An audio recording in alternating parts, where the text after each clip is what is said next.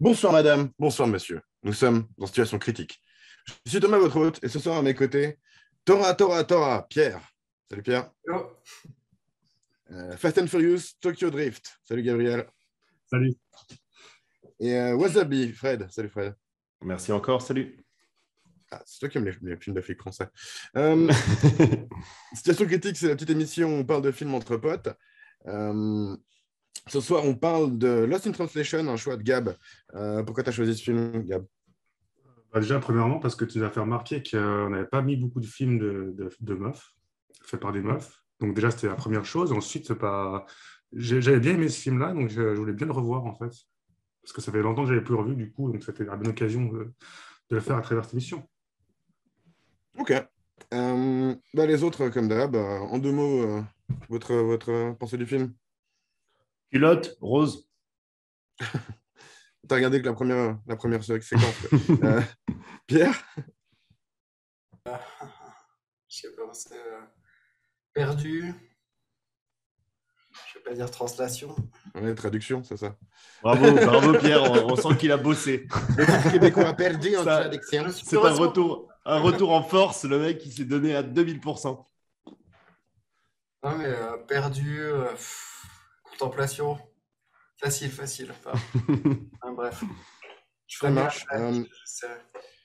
Avant qu'on parle un peu plus du film, je vais vite fait dire de quoi il parle. C'est l'histoire de Bob, un vieil acteur américain qui va au Japon pour tourner une pub pour du whisky. Et il rencontre Charlotte, une jeune femme qui est là-bas avec son mari. Et puis ils s'emmerdent un peu ensemble. Voilà, ils s'ennuient, ils font pas grand-chose. Bof. Bref. Euh, du coup, ouais, voilà, je pense qu'on l'avait tous vu à peu près à l'époque, justement, où il est sorti. Moi, je ne l'avais pas non plus revu depuis. Toi, Gab, tu disais, justement, tu as pensé quoi en le revoyant? C'est bien vieilli? Ça va. Je pense avoir mieux apprécié la première fois. J'ai trouvé parfois un peu lent, un peu long, je veux dire. Mais globalement, il est toujours bien, il est toujours marrant, il est toujours sympa de voir Bill Murray. Et puis, comment dire, Scarlett est toujours très bien aussi. Donc, non, globalement, c'était plutôt une bonne seconde expérience. Tu te sens Mais c'est vidé, vrai qu'il y a certaines choses qui m'ont dérangé, on va dire. tu te sens vidé après un film comme ça ou Hein? tu te sens vidé après un film comme Bien ça? sûr, bien sûr. Et très moite et collant. Ce que je voulais dire juste avant, c'est que je pense que c'est pareil, même l'ayant. Bah, je vais le dire, voilà, moi je l'ai rematé sans le son parce que j'ai pas pu le mater avec le son. Et du coup, je m'en souvenais quand même pas mal. Et je pense que c'est le genre de film que, de toute façon, quand tu l'as déjà vu que c'est assez contemplatif et que c'est assez facile de se souvenir de ce qui se passe, parce qu'il se passe pas non plus mille trucs, je pense que c'est normal de pas le surkiffer, tu vois, quand tu le remates. Je dirais. Bon. Ok. Je suis pas du tout d'accord. Moi, ce film, c'était dans mon top 10 des meilleurs films que j'ai jamais vu de ma vie. Ah non, mais Et, alors, ouais, je mais j'ai pas l'adore. fini. Non, mais oui, mais Ok, parce je te laisse que. continuer alors. Excuse, c'est juste que ça retranscrit pas ce que je veux dire de ce film. C'est que je le trouve vraiment excellent, mais je pense que vu ce qui se passe dans ce film, quand tu l'as déjà vu, il peut pas avoir le même impact que la première fois. Excuse, désolé, je vais pas te couper. Non, je t'en prie, vraiment, c'est pour ça que je t'ai laissé parler. Alors moi, à l'inverse, c'était dans mon top 10 des films que j'ai préférés à fond. Et là, en le revoyant, en l'analysant et tout ça, je pense vraiment que c'est dans mon top 5. J'ai adoré. Mais Ok. genre, adoré. Mais enfin, je vais pas donner trop de suspense pour ma note. Je l'adore Ouais. aussi. C'est ça le truc. Non, moi aussi, en voyant, j'ai bien kiffé. Alors, moi, justement, j'ai un peu pris du temps. Je l'ai vu la nuit dernière, en fait. J'ai un peu pris de mon temps pour le regarder cette semaine. Je n'avais pas nécessairement envie de voir un film contemplatif. Et il m'a quand même recapturé. J'étais quand même assez content du coup de l'avoir revu. Mais je partage quand même un peu ce sentiment qu'il ne se passe pas nécessairement grand-chose. Et étonnamment, moi, c'est un côté justement où. Alors, je le trouve marquant dans le feeling qu'il donne. Mais même là, en l'ayant vu cette nuit, si tu me demandais d'expliquer ce qui se passe dans le film, je ne pourrais pas l'expliquer. Je ne pourrais pas dire beaucoup de choses, en fait. Parce que J'avoue d'une que là, certaine quand manière, d'après moi, il ne se passe pas grand-chose. Mais si les gens s'arrêtent à comment t'as présenté le film là, Et c'est- c'est et c'est pour ça que ça m'a énervé, comme tu l'as dit, en disant il ne se passe pas grand-chose, parce que moi j'ai trouvé que c'était l'extraordinaire aventure d'une rencontre, de l'aventure amoureuse, de quelque chose qui est tellement commun et qui est tellement normal dans un univers qui est totalement anormal. Et franchement, mais ça va transporter. Ça faisait longtemps que je n'avais pas vu un film où j'ai ri, où j'ai presque eu envie de pleurer. Tu vois, Bada, Thomas, il pleure à tous les films, même à Bac Nord. On ne lui a pas posé la question, mais je suis sûr qu'il a pleuré à Bac Nord. Et là, vraiment, non, mais franchement, moi, ça faisait longtemps qu'on ne m'avait pas transporté sur tous les états sentimentaux. Et quel bonheur, bordel, merci Gab. Après, c'est dans un contexte particulier, et puis enfin, ça fait aussi le sujet du film, mais il y a quand même ce côté un petit peu de princesse comme ça. Tu vois, ils se permettent, ils ont vraiment le temps de passer par tout ça, tu vois. Enfin, genre, s'ils sont pas blindés, ils sont pas dans cette situation-là. Enfin, elle est au crochet de son mec, enfin, j'imagine. Je veux dire, elle a tout le temps, elle a tout le temps de s'emmerder, de penser à tout ça. Ils font plus rien en fait, de base. Et c'est pour ça c'est pour ça qu'il se passe toutes ces petites choses et tous ces moments de rien, et puis qu'ils ont besoin de combler aussi. Enfin, et c'est ça qui est intéressant en même temps, quoi. Alors, très bonne intervention, Pierre, je suis totalement d'accord avec toi. C'est ce qui m'a justement fait aimer encore plus le film, c'est que justement, ces personnages sont relativement odieux. Moi, je trouve que lui, comme il se comporte avec les Japonais, et puis le mépris qu'il a, et puis l'envie de se casser, et puis de rester dans sa tranquillité, de sa solitude, c'est vraiment un vieux con. Elle, c'est vraiment la petite bourgeoise qui a fait l'université privée aux États-Unis, et puis qui veut absolument voir l'aventure la plus extraordinaire possible, sinon bah, c'est de la merde et je m'ennuie et tout le monde est con. Donc, tu as la bobo et le vieux con. Et moi, je trouve que ça montre une image de gens vrais. Et quel bonheur, moi, franchement. Alors, peut-être que c'est un peu le milieu qui me parle, mais je me suis senti, j'ai l'impression d'avoir. Franchement, s'il y a une meuf que je veux rencontrer, c'est Sofia Coppola. J'ai l'impression qu'on vit la même chose. Alors, c'est peut-être le côté bobo bourgeois de fils à papa, mais putain, je suis dans mon élément, quoi. Non, mais ça me Non, mais, parle, ça. je pense que ça fait clairement partie de son ADN de ce film et de beaucoup de ce qu'elle fait, Sofia Coppola, qui parle de problèmes de gens plutôt privilégiés. Mais Ouais, mais on n'est pas dans Marie-Antoinette non plus, tu vois. On est dans un non, privilège qui est quand même différent.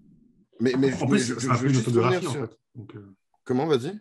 c'est basé sur son propre vécu de ses voyages au Japon pour faire ce film. Il y a beaucoup d'ailes dedans, ouais, de plusieurs manières. Mais je voulais juste revenir sur la manière dont. Moi, quand je dis qu'il se passe rien, c'est pas nécessairement négatif, c'est juste qu'il se passe des petites choses. Enfin, c'est une manière. En fait, si tu veux, ça m'a fait penser à Seinfeld, ce qui est très bizarre, mais bon, je pense facilement à Seinfeld, c'est pas de ma faute. C'est que Seinfeld, une des manières de résumer la série, c'est que c'est une série sur rien. Mais c'est une de mes séries préférées, c'est une série très drôle et c'est sur plein de petites choses, en fait.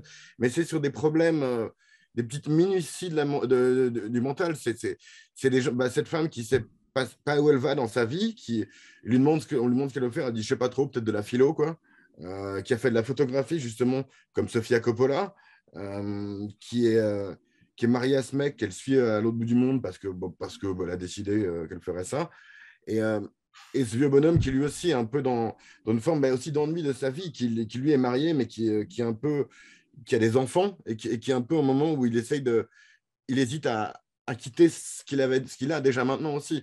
Donc psychologiquement, il se passe beaucoup de choses. Mais si tu devais écrire sur un papier, qu'est-ce qui se passe? Quelles sont les scènes impactantes? Je les trouve très légères, mais c'est une qualité du film. C'est ça que je trouve. En fait, c'est une qualité du film qui se passe pas beaucoup de choses et que je m'ennuie pas du tout pour autant. Tu vois. C'est particulier.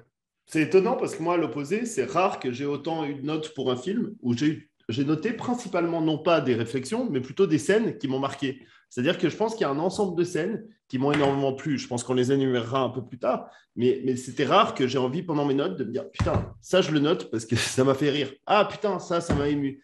Et c'était impactant. C'est dans ce sens-là que je dis. Ce film m'a impacté plusieurs fois. Et déjà, quand un film m'impacte une fois, je suis heureux. Quand il m'impacte plusieurs fois sur des émotions différentes, quel bonheur. Mmh. Mais ouais, voilà, je trouve que ça vient aussi pas mal de son atmosphère, ce côté-là. Mais je sais pas si, à moins que vous ayez des premiers avis comme ça à donner encore les autres, tu peux peut-être parler d'une ou deux scènes dont tu as envie de parler. Je pense que c'est une Je peux bonne juste manière d'aborder passer les choses. vite fait. Vas-y, Pierre. C'est marrant parce qu'on parlait du côté bobo, vieux con comme ça, qui est un peu has-been, etc.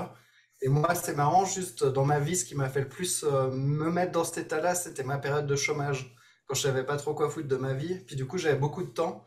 Puis je trouve qu'il y a cette dimension justement où bah, tu es plus dans l'introspection un petit peu de qu'est-ce que je peux foutre, qu'est-ce qui se passe de ma vie et tout. Et à côté de ça, tu sais que la vie va à fond. Et Tokyo représente très bien ça, tu vois, le côté fourmilière où où tu as la machine, tu as l'impression d'être un peu dans Truman Show, quoi, je pense. C'est très juste parce les deux sont en attente vraiment pendant beaucoup du film. Elle attend que son mec revienne, lui attend presque de pouvoir rentrer chez lui, tu vois. Il attend de pouvoir aller sur le talk show auquel il n'a pas envie d'aller, tu vois. Et il y a clairement cette dimension-là. Et en plus, les deux sont insomniaques, donc ils ont beaucoup de temps à occuper. C'est pour ça que c'est vraiment une ambiance très particulière là-dessus. Le fait d'avoir beaucoup de temps, justement, permet d'impacter des petites choses comme ça. Enfin, c'est ça, autant il se passe pas grand-chose et finalement ce qui se passe est impactant parce que justement, t'attends qu'il se passe quelque chose. Et du coup, chaque chose qui se passe, c'est plus savoureux quelque part. Mais c'est un peu beaucoup de temps pour un Suisse, tu vois. On n'est pas beaucoup de temps pour un Somalien. Tu vois, on n'est pas. On sent quand même qu'il y a quand même le temps et puis qu'en même temps, les petits. Les stress du quotidien ne sont pas les angoisses les plus élémentaires de la personne qui n'a pas les moyens. On sent que c'est j'ai du temps et que les préoccupations sont quand même des préoccupations assez bourgeoises. Et ça, je pense que ça nous parle un peu plus en tant que Genevois, quoi. T'as vu où ils dorment? C'est autobiographique de Ouais, ils sont au Wyatt, ouais. Oh merde, je vais dans la piscine et il y a des gens qui sont en train de danser alors que je peux pas avoir le repos suffisant pour pouvoir nager. Je suis obligé d'aller nager en pleine nuit. Qu'est-ce que c'est dur. Mais en même temps, voilà, ça nous parle plus que si on était en train de bêcher dans un champ pour savoir si on arrive à cultiver un radis, quoi. Donc, oui. Ça dépend comment c'est présenté. Moi, j'ai trouvé que le film était poétique et transportant, mais c'est pas un truc que j'ai trouvé très touchant. J'ai pas été du tout proche de pleurer sur ce film, tu vois, par exemple. J'ai beaucoup ri, au début surtout. Mais non, et pourtant, je trouve touchant l'approche qu'il a et ce qu'il essaie de dire, tu vois. Mais c'est pas... J'ai pas trouvé très fort, j'ai trouvé atmosphérique, quoi, plutôt, quoi. Ah, c'est beau comme nom, atmosphérique, c'est juste. Mais moi, de tous les films qu'on a regardés là, c'est celui qui m'a fait le plus pleurer. Mais alors après, c'est peut-être aussi dû à mon vécu, dû à mes histoires d'amour, dû à mes voyages. Mais il m'a parlé du début à la fin. Je me suis vraiment... J'ai retrouvé... J'avais des échos, des échos violents, des échos doux. C'était une tempête. Ce film a créé une tempête en moi que je n'avais pas retrouvée depuis très longtemps. Bah, écoute, tant mieux. Oui, non, c'est vrai, tant mieux. J'en suis assez heureux. Hein. Je m'en plains pas, tu vois, monsieur Babadou, que j'étais terrorisé. J'avais qu'une envie, c'était quitter l'écran. Là, j'avais envie, putain, que ça dure. J'ai l'impression de me plonger dans mes journaux intimes de l'époque où j'avais voyagé justement en Asie. C'était trop bien, quoi. Ah, t'as réussi à placer le mot nazi même aujourd'hui. Pardon. Désolé, je m'ai venu toute seule. Mince, à cause de ma blague, j'ai oublié le truc sérieux que je voulais dire. C'est pas très grave. Oui, la blague était très bonne. Merci. Alors, donc voilà, le personnage de Charlotte est celui de Sofia Coppola, on va dire, comme elle se le représente elle-même, on va dire. Et le personnage de Bob, qui est joué par Bill Murray, c'est Bill Murray, en gros. Et c'est quand même une des grosses qualités du film, selon moi, quoi. C'est que très peu d'acteurs auraient pu rendre ce film aussi digestible que Bill Murray. D'ailleurs, elle voulait dès le début prendre Bill Murray. Elle a galéré à l'avoir, quoi. Et je pense qu'elle a bien fait. Mais moi, c'est lui qui a... Vas-y, excuse-moi, Gab. Tout le monde galère à l'avoir, Bill Murray, de toute façon. Il est insaisissable. Sauf Wes Anderson, quoi. Mais là c'est là j'ai vu justement, c'est qu'elle avait extrêmement galéré, qu'elle a demandé pendant plusieurs mois à avoir ses coordonnées, puis que lui, il l'a snobé, il en a rien à foutre, puis que justement, elle a dû demander à Wes Anderson de la mettre en contact avec lui pour qu'il puisse jouer, puis jusqu'aux quelques jours avant le tournage, où ils étaient déjà tous à Tokyo, finalement, il a dit « Bon, je viens pour le film », et puis il a joué du Bill Murray top. Apparemment, il y a beaucoup d'impro qui a été faite dans ce film, il a vraiment fait du Bill Murray, et il joue, mais à la perfection, ce sort de droupie blasé. Je veux dire, juste sa tête, c'est ça qui est beau dans ce film, c'est qu'elle a très bien choisi les acteurs, c'est-à-dire, il se tait, il est blasé, il a l'air ennuyé, mais en même temps, il a toujours ce côté joueur en lui. Et puis à l'inverse, tu vois, à l'opposé, tu auras quand même Scarlett Johansson qui, elle, a ces petites moues boudeuses qui sont terriblement séduisantes. Qu'est-ce qu'elle est chou, bordel de merde. Je me disais que dans Matchpoint, je la trouvais chou, mais là, je suis amoureux d'elle. C'est différentes facettes de Scarlett. Alors, pourtant, c'est une péteuse un peu snob, mais c'est terriblement genevois. Elle joue très bien la bourgeoise genevoise. Il y a un droupie blasé sur cette photo, c'est tellement pertinent, quoi. Moi, c'est une scène que je trouve cool. C'est une des premières scènes qu'on a avec lui où il fait cette pub pour le whisky avec justement le réalisateur du film qui lui parle en japonais et la traductrice qui lui traduit que la moitié du truc, et où il est gêné, et etc. Et il dit non, mais c'est pas possible, il a dit beaucoup plus, etc. Et très drôle, alors qu'il y a presque rien à faire. Ça, c'est une des grosses forces de Bill Murray, tu vois, d'être drôle à partir de rien, juste du comique de situation comme ça. Et en plus, il le joue très bien, il le vend très bien, ce whisky, je trouve, quoi. Mais c'est ça, il y a tout le talent de l'acteur, c'est-à-dire que tu te dis la scène, il l'a fait parfaitement, et en même temps, tu vois qu'il se fait chier en même temps, mais quel talent! Et je veux dire, moi, j'en souris même juste en repensant à la scène, vraiment, je rigolais tout seul, je l'ai regardé ça hier soir, je rigolais, je me marrais. Et il y a d'autres scènes aussi, où tu vois, il est sur son tapis, tu as l'impression que c'est des scènes qui ont été tournées spontanément, et puis que c'est le mec qui fait une blague, que rien n'est prévu, quand il est sur son tapis comme ça, avec le machin qui l'engueule, et puis tu vois qu'il va toujours plus vite, et puis il se pète la gueule. Mais franchement, c'était hilarant. Qu'est-ce que j'ai ri, vraiment, bordel! Ça donnait vraiment Bill Murray old school, quoi. Ça donne l'impression que Bill Murray des années 70, quoi, vraiment, quoi. Ouais. Ça sortait un peu du truc, mais ouais, c'est rigolo. Bah, moi, Comme il boite après, là. Surtout comme il boite après dans le hall de l'hôtel, ça, c'est tout mal. C'est ça, non, c'était très très bon. Il y en a qu'une qui m'a fait chier, mais je pense que c'était un peu le rôle, c'est la pain bêche. Putain, elle est un peu relou et un peu extrême, celle qui fait Anna Faris, ouais, la blonde actrice, là. Bah, celle qui joue dans Scream, non? Non, elle joue dans Scary Movie. Ouais, bah voilà, tu vois l'association que je fais dans ma tête.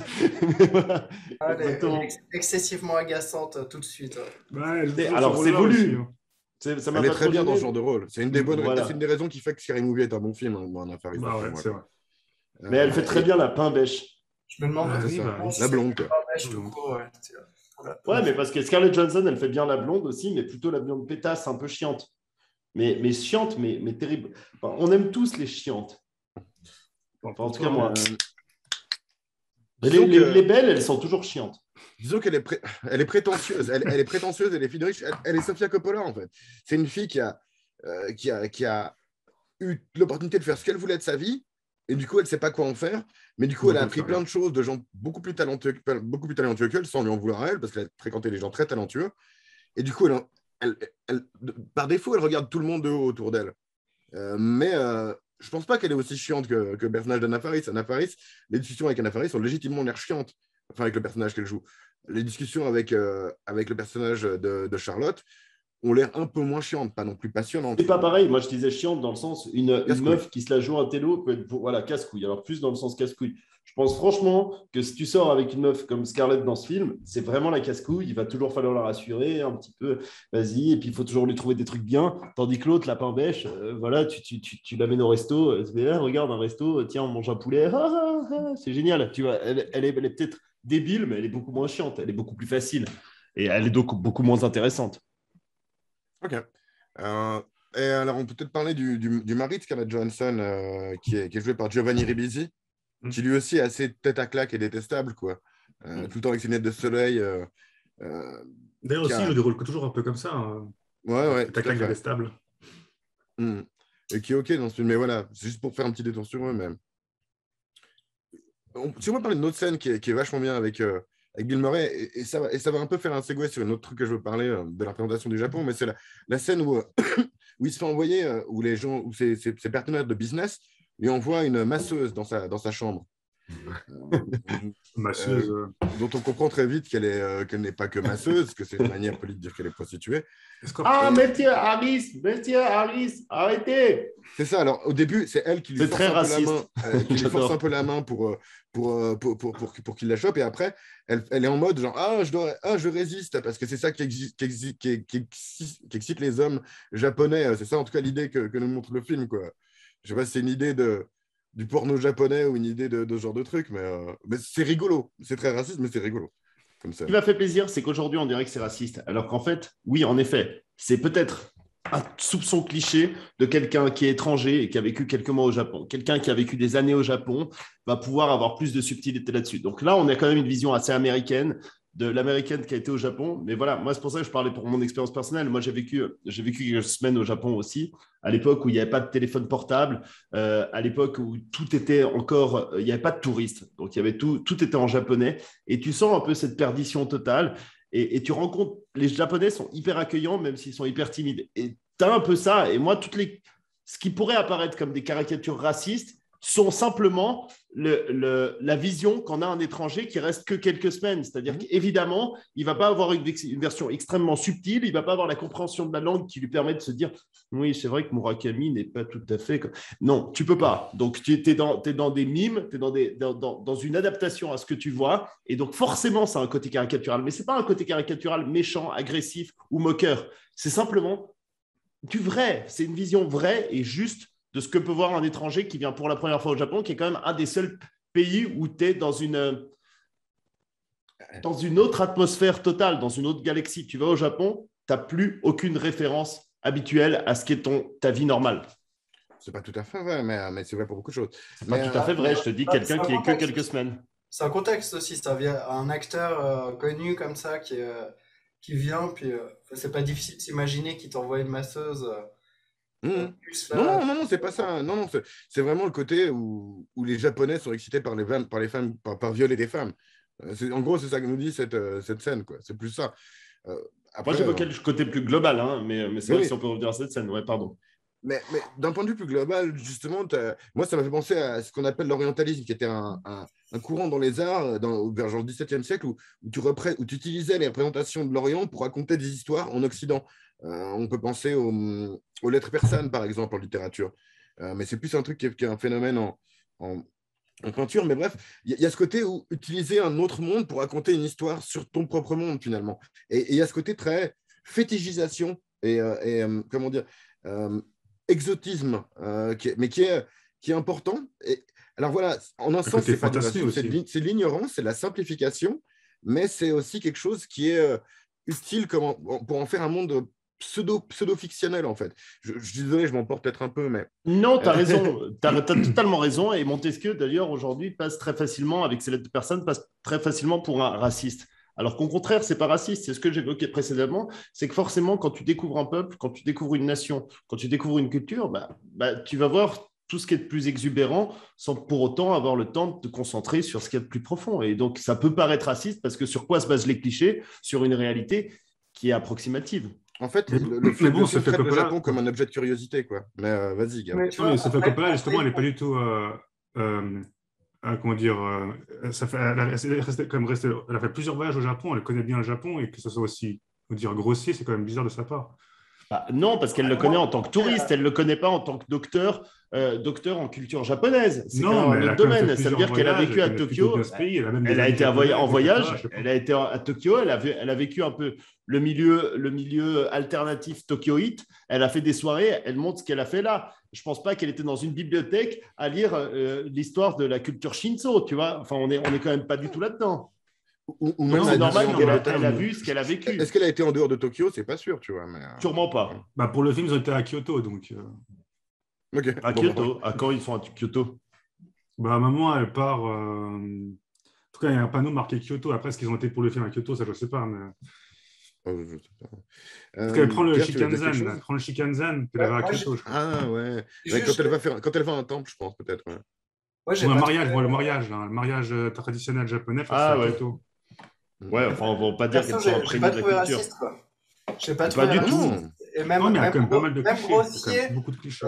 Grossier, je trouve même pas tant que ça. Pour moi, elle a choisi des contextes qui se prêtaient bien au fait que les deux personnages puissent justement se sentir perdus aussi. Tu vois, s'ils avaient connecté avec des locaux ils n'auraient pas pu connecter autant s'ils avaient trouvé des locaux avec qui ils se sentaient autant connectés. Ils avaient besoin. C'est ça. Ils ne peuvent pas connecter avec des locaux complets parce qu'ils essayent, tu vois, quand il est à l'hôpital avec la petite vieille, ouais, tu peux avoir un échange, mais c'est ce que tu vis en vrai. Quand tu n'as pas la langue, quand tu as le problème de la langue, tu ne peux pas connecter vraiment. Donc, les seuls avec qui ils vont connecter, et ce qui est très rare au Japon, c'est ceux qui parlent anglais correctement. Et donc, forcément, ce sera des gens qui sont déjà un peu occidentalisés. Et c'est ce qu'on voit dans les soirées. Elle passe des soirées avec des gens occidentalisés. Mais moi, j'ai trouvé quand même, malgré tout, quand on voit Scarlett Johansson, comme elle se comporte, elle a un peu ce côté de fascination pour ce monde. Elle sort de cet hôtel, elle veut toujours sortir de cet hôtel, puis elle reste dans le silence, dans l'observation. Non, je m'emporte ce que je veux. Mais moi, j'avais envie de dire un truc sur ce qu'il a dit, Pierre, mais super, là, ça je finis ma phrase. Tu parles de 3-4 choses. Mais c'est pas grave, je finis ça et après, tu dis ce que tu veux. On est libre dans cette émission. Et moi, j'aime vraiment ce moment où moi, je le suis. Vas-y. Et j'aime beaucoup justement cette fascination qu'elle a, où elle est dans ce monde qui, elle, l'oppresse de cet hôtel, puis alors qu'elle a cette fascination pour de sortir de ce silence un peu oppressant pour voir tout ce monde bruyant, un peu de tous les côtés, avec ces gens qui sont plutôt accueillants, qui est différent. Alors que lui, c'est tout l'inverse. Lui, à peine on le sort de son calme habituel, on lui dit de faire telle ou telle chose, il est tout de suite oppressé, et puis il veut vite rentrer dans sa piscine, qu'on n'entend plus rien, il veut rentrer dans sa chambre, dans son bar, hyper policé. C'est mon opinion. D'accord, mais le problème, c'est que Je j'aimerais peux pas parler réagir à ce qu'a plus. dit Pierre avant. Pardon, du coup, fais-le. mais oui, mais c'est con parce que ça, après, voilà, c'est le problème. C'est qu'après, c'est compliqué de rebondir sur les uns et les autres. Mais juste, oui, ce que je trouve important, c'est que le fait que ce soit étranger et d'une manière aussi, pas caricaturale, mais aussi clashante, aussi différente de eux, le fait que eux soient ostracisés dans le monde dans lequel ils vivent, c'est super important pour les rapprocher l'un l'autre, justement. Et c'est ça qui fait que le film marche, c'est qu'ils sont seuls au milieu des gens. C'est ça qui fait leur bulle, ouais, exactement. Exact. Et je pense que ouais, voilà, c'est pour ça que le fait que ce soit peut-être, c'est pas caricatural, mais c'est une vision qu'on n'aurait plus maintenant du Japon, parce que le Japon a changé, parce que notre familiarité au Japon a changé. Mais en 1990 et quelques, quand elle y est allée, et en 2003, quand le film est sorti, on n'avait pas autant de familiarité avec à quoi ressemble le Japon, en dehors de quelques clichés qu'on pouvait nous apporter. Donc, Moi, mais je pense que ça sert vachement le propos de ce film, quoi. Vas-y, ouais, Pierre. voilà. Moi, je pense que si elle avait voulu raconter une autre histoire, elle aurait pu amener autre chose du Japon. Et que là, pour raconter cette histoire, elle a très bien pris ce qu'il fallait prendre pour. Pour moi, il y a vraiment un effet bulle enfin, qui est évident quoi, dans ce film. Et je pense que c'est pour ça que on peut y voir ces côtés un peu caricaturaux, grossiers, parce que ça façonne complètement la bulle quoi, du film. C'est un peu la Je pense vision que d'un touriste qui comprend pas grand-chose, quoi, en général. moi, c'est Mais juste, je la vois pas grossière ou raciste ou je sais pas quoi. Je pense que j'en sais rien, c'est que mon avis. Mais je pourrais l'imaginer faire un autre film sur le Japon en prenant un autre angle, quoi. Je pense qu'elle sait pourquoi elle a pris cet angle-là, quoi. Disons que c'est un angle extérieur, vraiment. C'est pas l'angle du point de vue japonais, donc les Japonais ne sont pas très humanisés, parce qu'ils sont utilisés comme objet, en fait. Ce qui est pas, quand on parle d'objectification, c'est sujet et objet. Les sujets du film sont nos deux Américains. L'objet du film, c'est l'un pour l'autre, ce sont des objets, mais en dehors de ça, le Japon est traité comme un objet. Et ce qui est pas, c'est pas grave en soi, hein. C'est des choses qu'on peut faire. On n'a pas, moi non plus, je ne trouve pas raciste le film. Je trouve, je dirais pas grossier, mais c'est pas son sujet de représenter le Japon dans sa subtilité. là on repart sur la même chose qu'on a fait pour Back North, c'est-à-dire qu'évidemment, il y a des personnages principaux sur lesquels on se concentre. Donc après, les personnages annexes vont de toute façon paraître plus objectivisés. Le Japon en lui-même est objectivisé de manière évidente, puisque, enfin, je ne vais pas encore parler de mon expérience personnelle, mais néanmoins, je vais le faire, en fait.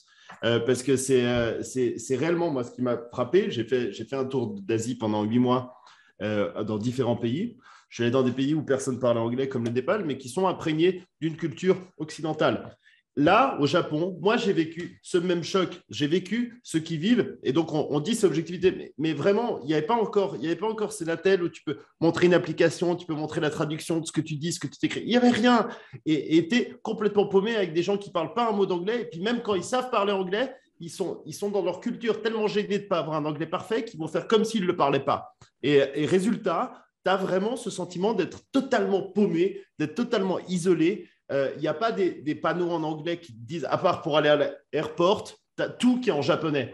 Et ça, c'est vrai. Quand tu es dans un monde, tu vois, la Chine, tu peux avoir ça, mais parce que c'est un monde qui vient de se développer très vite. Là, tu es dans un monde qui est surdéveloppé, presque plus développé que ce que tu as en Occident, et pourtant, tu te sens complètement annexe, alors que depuis qu'on te berce dans ton enfance, on te montre que l'Occident est la culture dominante et la culture qui est la plus importante. Là, tu arrives dans une culture alternative qui est tout aussi puissante, mais que tu ne comprends pas. Et il y a une forme de choc spirituel, de choc physique quand tu vas au Japon que tu n'as pas dans d'autres pays. Je crois que ce qui est intéressant, c'est ça, c'est les deux choses. C'est qu'à la fois, ils sont très insulaires d'une certaine manière culturellement, à la fois ils sont très influencés aussi par la culture occidentale, notamment au niveau technologique, mais aussi au niveau de beaucoup de choses, au niveau de la manière dont ils s'habillent, au niveau de boire du whisky, et parce que dans cet hôtel où les gens fument des cigares et écoutent une vieille chanteuse de jazz, c'est pas japonais ça. Le Hyatt lui-même n'est pas très japonais, et pourtant il est peuplé de japonais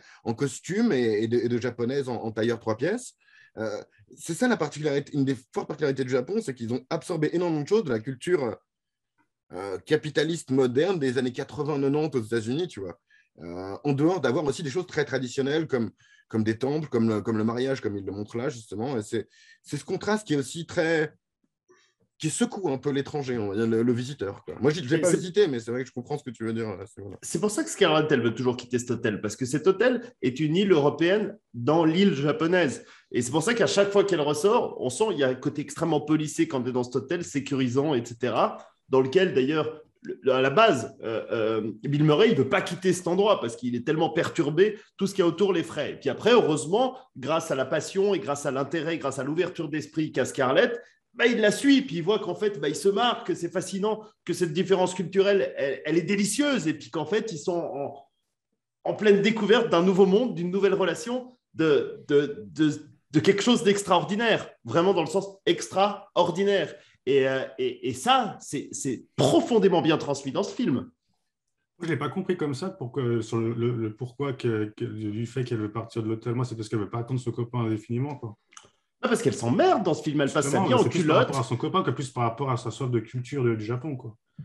Alors, je ne suis pas sûr, parce que quand on la voit, quand elle sort, elle est toujours avec un sourire amical. Elle n'est pas obligée d'aller se balader aussi loin. Elle pourrait se faire son tour comme une pétasse. Elle pourrait faire le tour du quartier, du bloc de pâté. Non, elle se retrouve même dans un temple, parce que c'est vrai que quand tu te perds, quand tu acceptes de te perdre, quand tu acceptes de te balader, tu tombes sur des petites perles un peu uniques, et tout d'un coup, elle voit ces prêtres qui sont tellement loin de notre culture traditionnelle. Elle prend même le Shinkansen, elle va plus loin.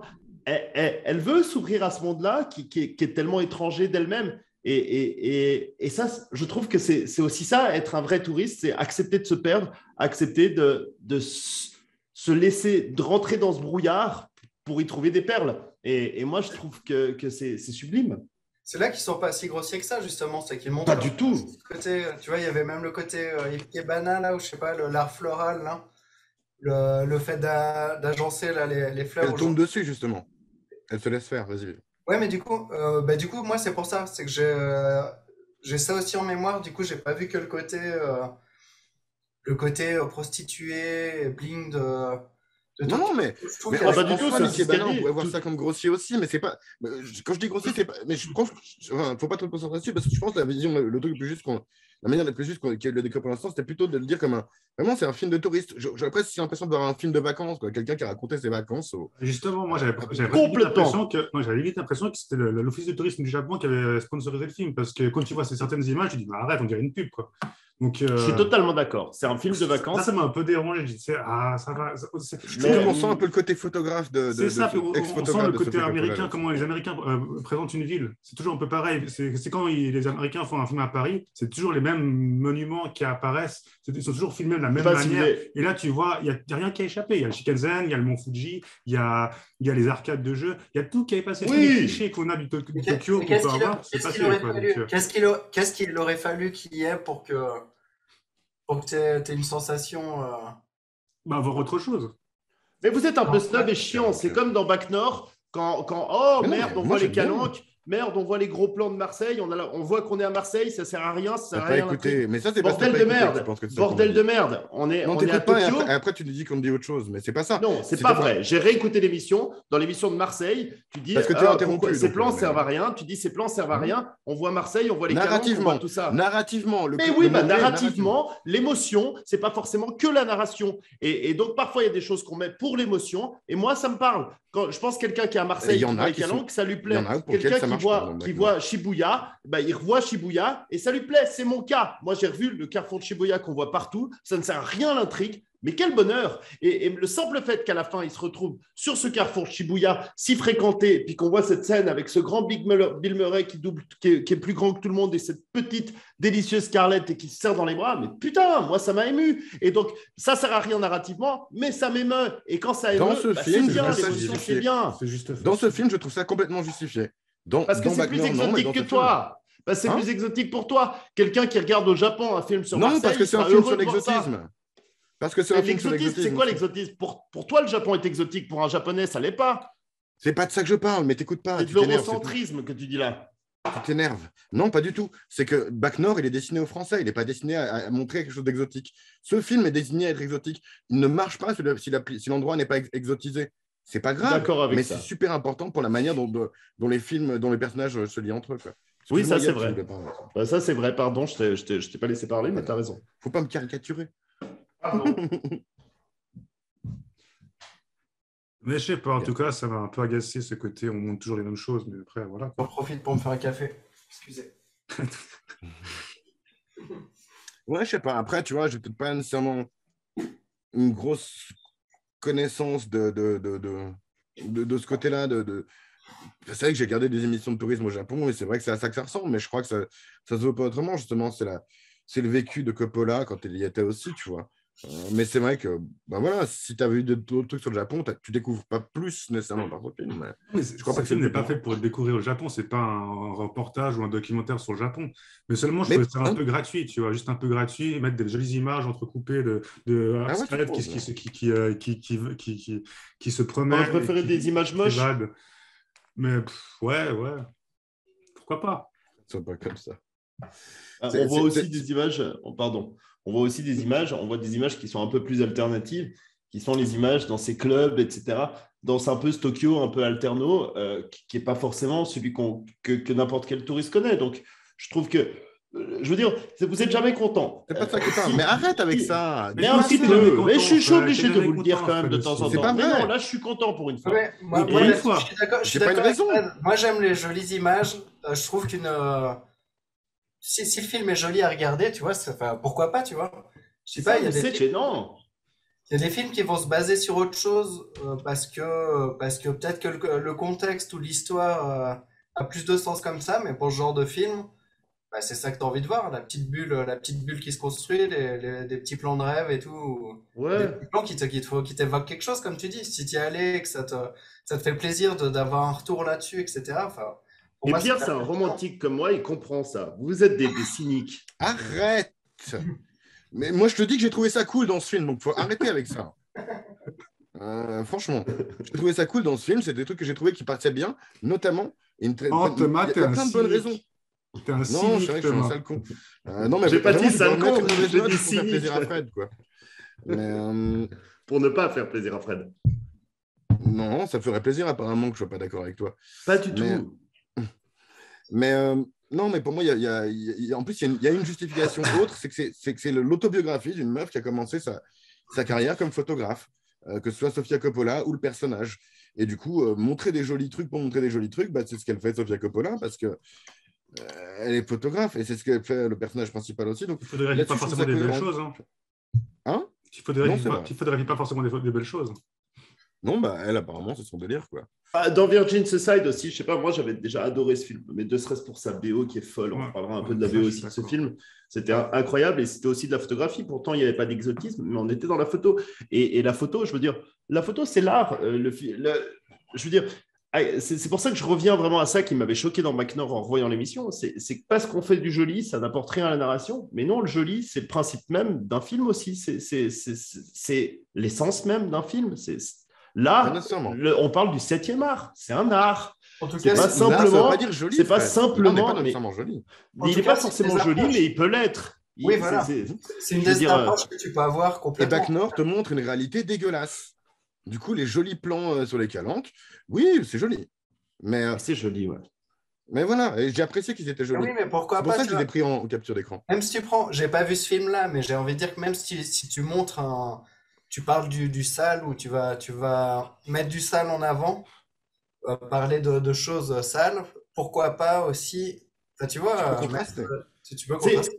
c'est exactement ça. C'est important de Tu peux faire montrer aussi l'esthétique si du tu essaies de moche. montrer. Non, mais il y a plein de manières de le faire. Mais J'ai c'est pas aimé dans l'esthétique Bac du Nord, mais faut pas moche. faire C'est semblant pas que l'esthétique. c'est C'est toujours. pas l'esthétique du moche. C'est que là, on parlait de Marseille dans Bac Nord. C'est Bah, il y a des choses horribles dans Marseille, mais c'est pas pour ça que tu dois être complètement manichéen et ne montrer que de l'horrible. Il y a aussi des belles choses et c'est ce qu'on montre avec ces belles scènes qui sont Bref, élégantes. arrêtons de Je parler veux de dire, Bac Nord. d'accord, alors arrêtons de parler Bac Nord, parlons d'autre chose. Tu vas en Inde, par exemple, l'Inde, tu arrives de prime abord, tu te dis c'est une poubelle sur Terre, tout est dégueulasse, il y a des gens qui chient partout, et puis tu as une population qui grouille, tu as l'impression d'être dans une fourmilière. Et une Mais parlons poubelle. pas de l'Inde, mais c'est quoi le rapport? Alors que je parle de l'Inde, alors qu'en fait, bah, dans l'Inde, si tu arrives à ouvrir les yeux, si tu arrives à voir les choses Bien un sûr, peu il y a des belles au-dessus, avec un peu t'élever au-dessus de ça, tu vois à quel point ce pays est merveilleux, à quel point il y a des choses plus importantes. Et donc, je pense qu'il est quand même important, et c'est pour ça que je finis ma phrase, même si tu m'engueules, je finis cette phrase en disant que oui, il est important de pouvoir alterner les belles choses et les mauvaises, parce que dans le mauvais, il y a des belles choses,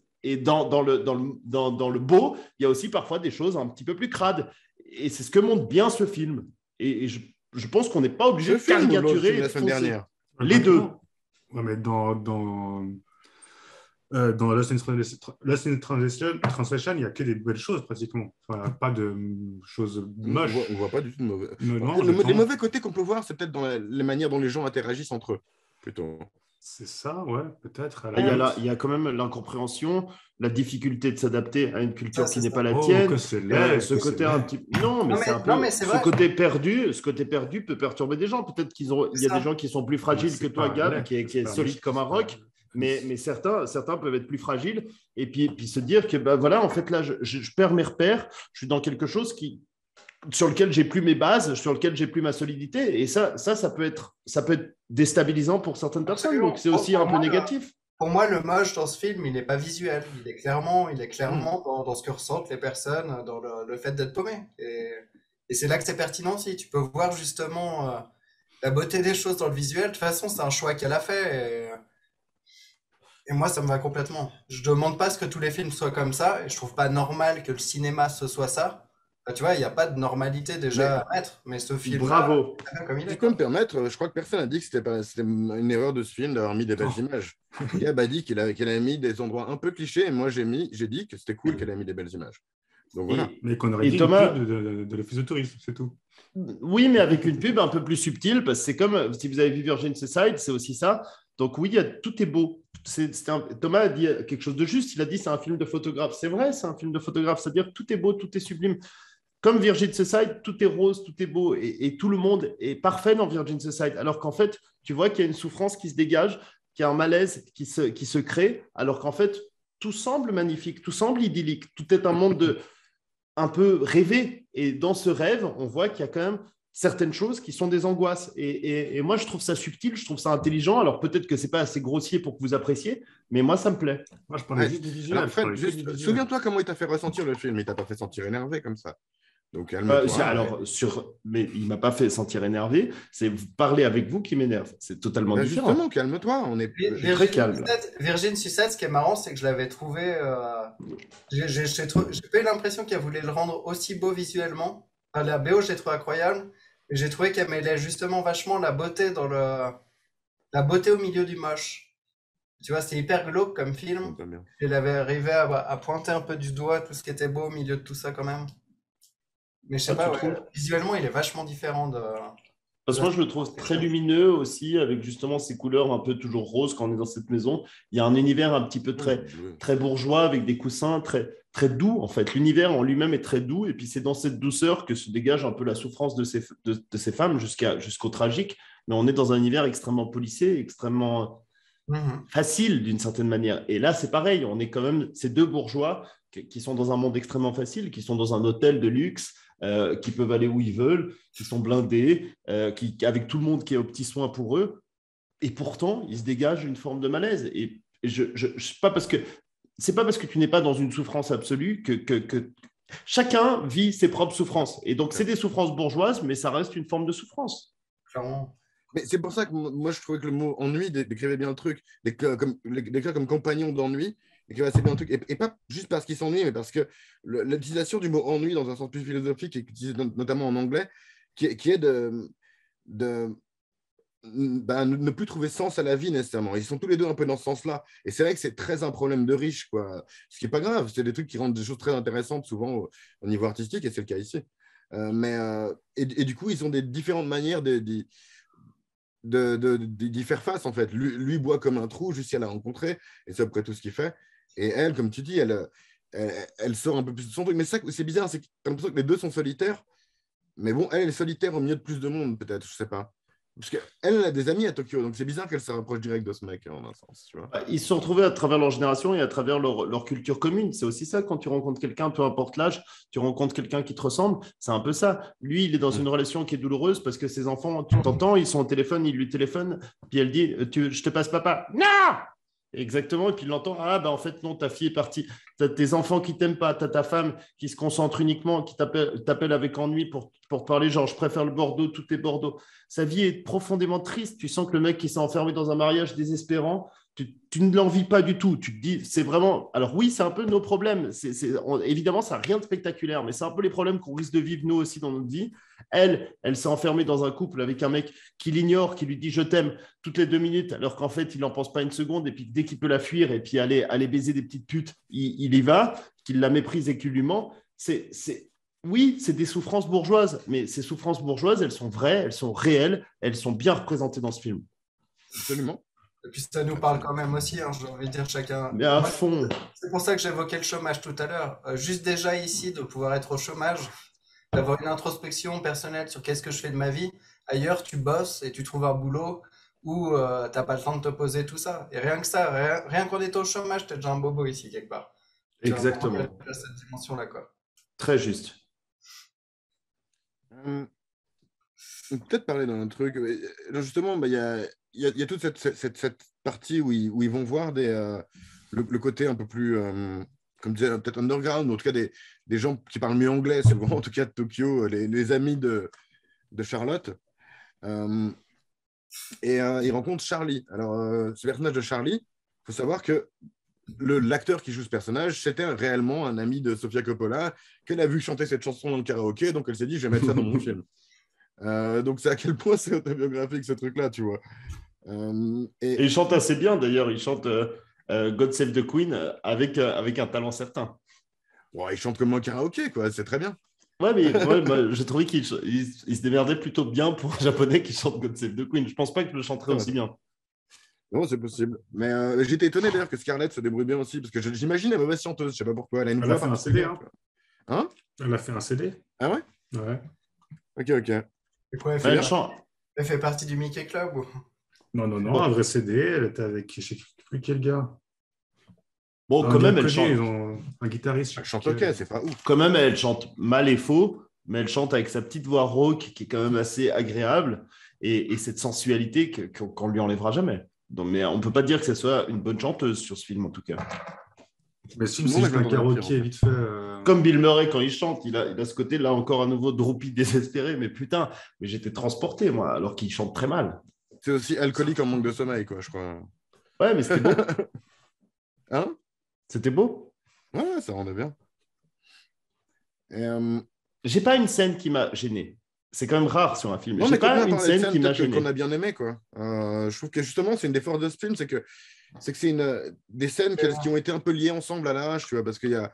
C'est un peu Sofia Coppola, elle a utilisé des scènes de choses qui lui est arrivées au Japon ou des trucs qu'elle a écrits, puis elle a écrit un truc qui les lie ensemble. Et c'est vrai que ça se ressent un petit peu dans le film, mais c'est pas gênant.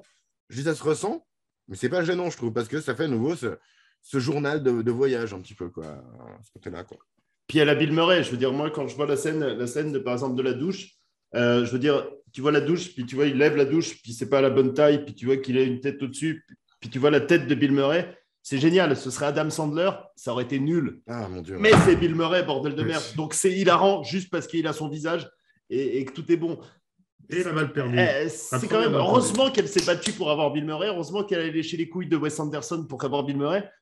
N'importe quel autre acteur, cette scène, elle aurait pu être ratée.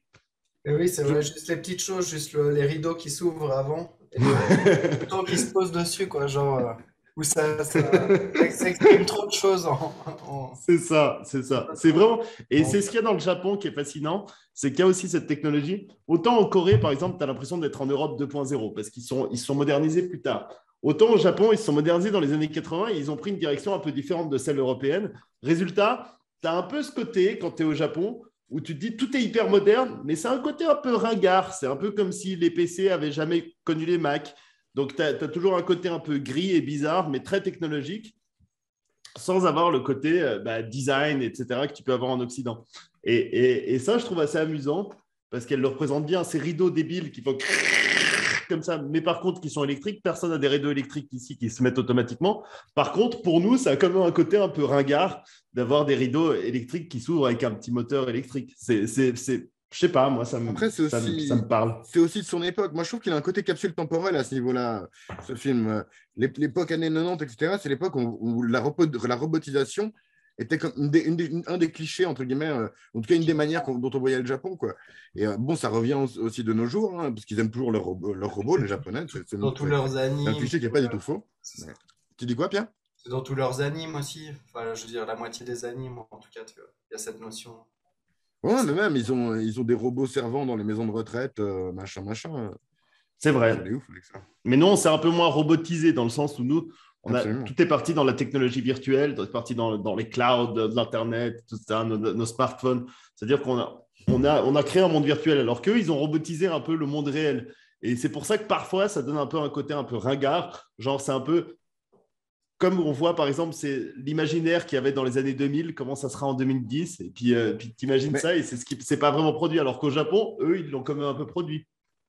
mais je trouve le film a vachement ça. Je sais pas si le Japon actuel a vraiment ça, mais le film a vachement cette image-là du Japon. Mais c'est normal, c'est un film de 2003, inspiré par les voyages de Sofia Coppola dans les années 90, tu vois. Donc, c'est assez logique qu'il y ait ce côté ringard et en même temps, ce côté très intéressé par l'exotisme des traditions japonaises, tu vois. On a parlé du mariage, mais il y a aussi toutes les scènes de restaurant. Il aime beaucoup les scènes de bouffe, ce film. Il n'arrête pas de bouffer au resto parce Et qu'il les en a d'autres à temples. foutre, quoi. Boire des coups, etc. Donc, Sauf quand ils vont au hein, barbecue et puis qu'ils choisissent détente. les barbecues et Mm. puis qu'il y a toujours les mêmes viandes sur les photos. C'est vrai que dans les menus japonais, tout est en photo. Et là, tu vois toutes les photos qui sont les mêmes. Puis après, tu as Bill Murray qui a cette remarque assez drôle qui fait c'était nul ce barbecue. Déjà, il dit on va choisir ça pour deux. Puis après, il dit ben voilà, vraiment, qu'est-ce que c'était raté ce barbecue. En plus, on a dû faire notre cuisine, enfin, etc. Et il a ce côté un peu cynique de Ah, connard. C'est un gros là, c'est un peu la connard dans vanne ce film, mais c'est c'est un peu la amusant. vanne pour casser la glace, quoi. Mm. Ouais, c'est ça. Ben, c'est pour ça que ça fait un peu vrai. Moi, tous ces moments, je sais pas, c'est vraiment mon ressenti, mais j'ai eu l'impression qu'on n'était pas dans un film et puis qu'il y avait que des scènes qui étaient vraies. C'est pour ça que c'est un carnet de voyage. C'est un carnet de voyage mis en film. Mais personnellement, j'ai l'impression qu'il y avait que de la justesse et une finesse et une élégance.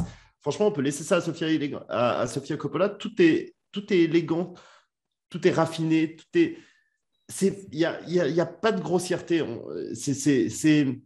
C'est beau. Alors, c'est un film D'ailleurs, d'ailleurs qui se veut romantique et d'ailleurs, pas sexuel. Vas-y, j'ai Pierre. aimé le voir, j'ai aimé le voir sans le son, tu vois. Ça, je crois pas qu'il y ait beaucoup de films. Je pense que j'aurais pas tenu sur la plupart des films. C'est pas Alors, tu rien. sais, c'est un film où on a beaucoup de scènes de Scarlett Johansson qui regarde par la fenêtre. Et c'est vrai que c'est un truc que je faisais quand j'étais adolescent, quand j'écoutais de la musique, tu vois. Tu regardes par la fenêtre et tu réfléchis à la vie, quoi. Et du coup, ça me faisait aussi penser aux images que tu as quand tu écoutes du chill hop ou des trucs un peu japonais sur YouTube, tu sais. Ça me faisait vraiment Il pleut penser à ce souvent genre de truc. aussi, il pleut. C'est Ouais, vrai. exact. Là, apparemment, la musique qu'ils ont mis dedans s'appelle de la dream pop. Et c'est Ouais. vrai que ça correspond assez niveau image, quoi. Et Et d'ailleurs, je voulais parler Et, juste d'un film contemplatif que j'avais bien aimé. Je vais un peu spoiler parce que je pense que ça fera partie d'un film que je mettrai dans une des prochaines, mais pour dire que le contemplatif parfois me fait profondément chier, c'est que j'avais maté un ou deux films de Terrence Malick. Je sais pas si ça vous dit quelque chose. Ouais, tu nous as déjà pas mal spoilé sur Terrence Malick. Dès qu'on parle de contemplatif, tu nous parles Ouais. de Terrence Mm. Malick. Bon, bah, tu vois. Ouais, mais Totalement. alors voilà, lui, j'ai vraiment fait une overdose. Et lui, si je devais. Avec le son, j'ai vraiment eu du mal. Le dernier film que j'ai maté. Donc sans son, j'aurais tenu 15 minutes, quoi. Et là, du coup, je pense que elle gère le contemplatif. Et je pense que justement, sa formation de photographe ou son expérience de photographe amène complètement la justesse de ce film, comme tu dis, quoi. Il y a des moments totalement silencieux dans le film de base. Genre, justement, le moment où il va jouer au golf, juste 20 secondes de lui qui marche sur un green jusqu'à planter sa balle, faire son comment on appelle, son drive, et aller marcher. Il n'y a pas un bruit. C'est vrai. Mais moi, Mais ça me par contre, dérange là pas. J'ai aussi. trouvé ça cool.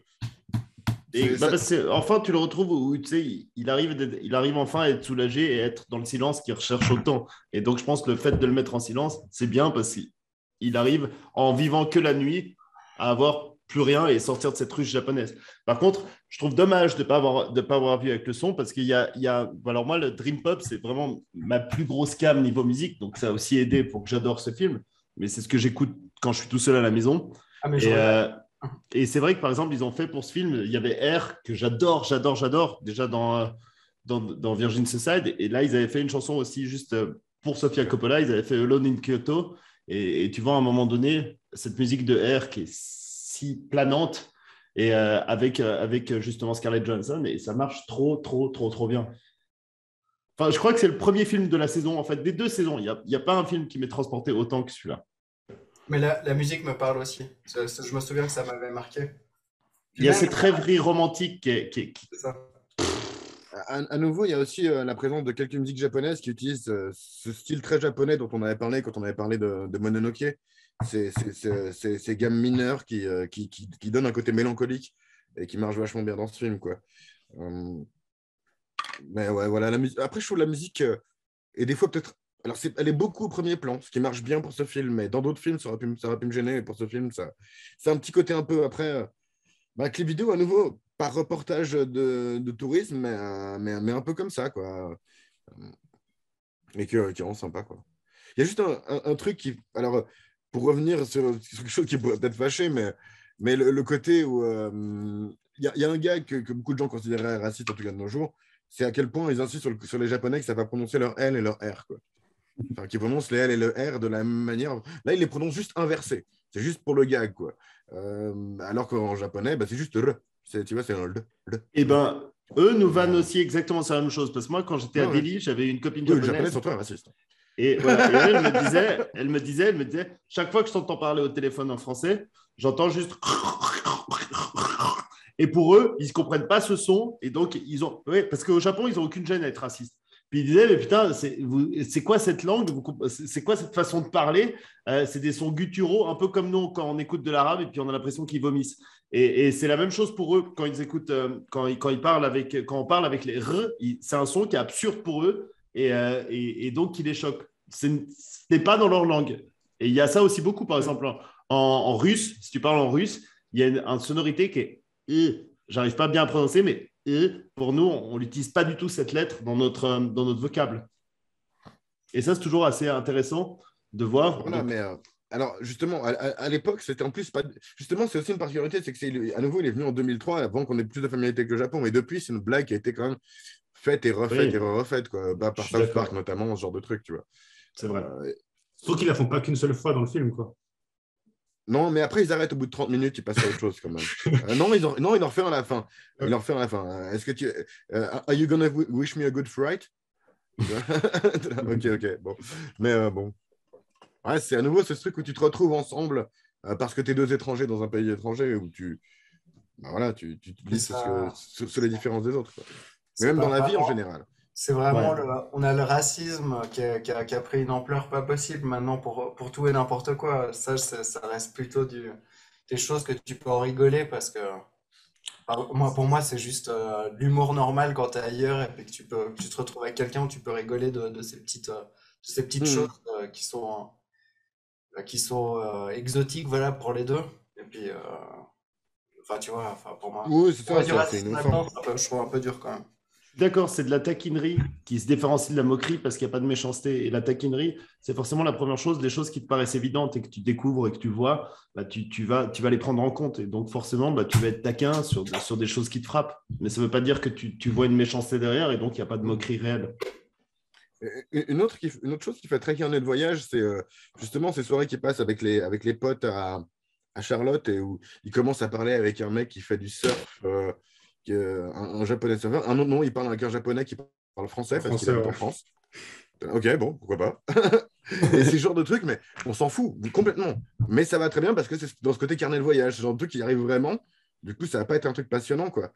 Le seul truc qui fait un peu film dans ce film, créé pour un film, c'est le moment où Charlie il emmerde un barman et du coup ils se font tirer dessus par un mec avec une mitraillette à billes. Ouais, c'est un pistolet à billes, Ouais, je sais pas. Ouais, je sais pas, c'est un BB gun en anglais, je sais pas exactement ce que ça veut dire, mais visuellement c'est dégueulasse parce que ils ont mis des muzzle flash comme si c'était des vraies balles, quoi. Je pense c'est vraiment dommage. Elle l'a vécu aussi là-bas, j'imagine, parce que tu vois, les Japonais, c'est un monde tellement policé qu'ils n'ont pas besoin d'avoir des vraies armes, ils n'ont pas besoin d'avoir des couteaux ou des flingues. Non, bien sûr. Si tu dis à quelqu'un de partir, tu lui envoies quelques billes dans le cul, puis ça le calme. C'est pas ça que je dis, c'est que quand ils tirent, ça fait des étincelles comme si c'était. Enfin, ils ont mis des effets spéciaux d'étincelles Pourquoi? Tu penses pas que c'est juste la mitrailleuse qui a une petite lumière Moi, qui j'ai fait ça? trouvé que c'était moche. Ça crachait sur mes yeux, alors que dans tout le reste du film, il n'y a aucun effet spéciaux. Ok, moi je pensais que c'était plus le côté les pistolets pour enfants dans lequel il y a une lumière à chaque fois que tu tires une bille, quoi. Ça a pas l'air. Gab, t'en penses quoi? Je sais pas, non, ça n'a pas gâché mon expérience du film. Mais non, non, je trouvais ça Non, plutôt marrant, enfin, ce moment, quoi. Ah, c'est Ouais, il y a c'est le vandalisme à la japonaise, hein. C'est ça, ouais, c'est un Ça reste très peu. juvénile. Non, mais le mec qui s'énerve comme ça, comme over the top, devant le caissier, là, dans la barre, déjà, voilà, too much. Ensuite, après, qu'il sort son flingue à billes pour les courser, toujours too much. Mais ouais, c'est bon. Et c'est pas too Ouais. much, c'est un peu ce côté enfantin, c'est-à-dire quand tu as un monde qui est très, très, très répressif et dans lequel il y a beaucoup de règles, on l'a vécu, Thomas, quand on était au campus adventiste, la moindre petite bêtise d'enfant nous paraît être une rébellion totale. Et puis on se marre et on est très fiers d'avoir fait la moindre petite bêtise. Plus un monde est rigoureux, plus la petite bêtise va nous paraître extraordinaire. Et donc on va s'amuser d'une gaminerie d'enfant, alors que c'est vrai que quand tu as un monde plus occidental où tout est permis, il va falloir aller toujours plus loin dans l'audace et dans la bêtise. Et puis à un moment donné, on tombe dans la délinquance. Et c'est vrai qu'au Japon, devenir délinquant, il faut quand même y aller super fort parce que tout est très policé. Ah, ça dépend, hein, ça dépend. C'est là où Pour des les choses films de Yakuza ont un peu des totalement. problèmes de crédibilité. Quand tu as une vingtaine de morts par an au Japon par arme à feu, c'est vrai que. Bon. Voilà. Voilà. Vu la taille du pays, c'est quand même hallucinant. Mais Faut voir hein, aussi. Enfin, j'imagine qu'ils auront moins qu'ailleurs. Après, je ne mettrai pas ma main à couper que c'est un chiffre. non, ils ont tendance à tricher sur les chiffres en plus, un peu les Japonais sur pas mal d'autres choses. Donc, Ouais, je pense quand même qu'il y en a moins qu'aux États-Unis, quoi. Évidemment. C'est pas compliqué, hein. Donc en Afrique du Sud. En même temps, les comparaisons, quoi. Ouais, je compare ce qui est Je pense comparable. qu'en Islande, il y a moins de problèmes. on peut juste parler un peu de cette scène parce que c'est quand même moi justement qui me souvenais pas grand-chose du film et qui est là dans 3 mois je me souviendrai à nouveau pas grand-chose du film parce que c'est le sentiment du film qui me marque. Ça, c'est Surtout, raciste. cette scène-là est très marquante quand même, Oh. C'est forcément. gratuit, c'est gratuit. Mais non, on regarde avec les vieilles qui rigolent dessus. C'est pas raciste, c'est raciste aussi pour lui qui est Ah, complètement à côté de la c'était une plaque. vanne de pierre pour casser les couilles. Ah ok. Parce que c'est vrai que c'est Et assez les deux vrai. qui se marrent derrière, c'est ça qui est Les vieux, ils ont tendance à te parler, même si tu comprends rien. Même à Genève, t'es les vieux. Moi, ça m'est arrivé des vieux portugais qui me parlent, tu comprends rien, et puis ils continuent à te parler en portugais, tu comprends rien, et puis après, au bout d'un moment, tu répètes ce qu'ils disent, et puis tu fais avec. C'est du vécu encore. Pensez à votre vécu. Moi, dans ce film, j'ai Mais l'impression arrête que de tout te est du défendre. vécu. Personne n'a dit que c'était une Je me mauvaise scène. défends pas, je me défends C'est ça, pas. défensive. Je parle avec émotion parce que ce film m'a procuré de l'émotion et que ça fait longtemps que je n'ai pas un film qui m'a procuré de l'émotion. Alors, excuse-moi de parler avec mon cœur. La prochaine non, fois, pardon, j'essaierai d'être plus vas-y. policé. D'ailleurs, Wong Kar-wai, on en parle ou?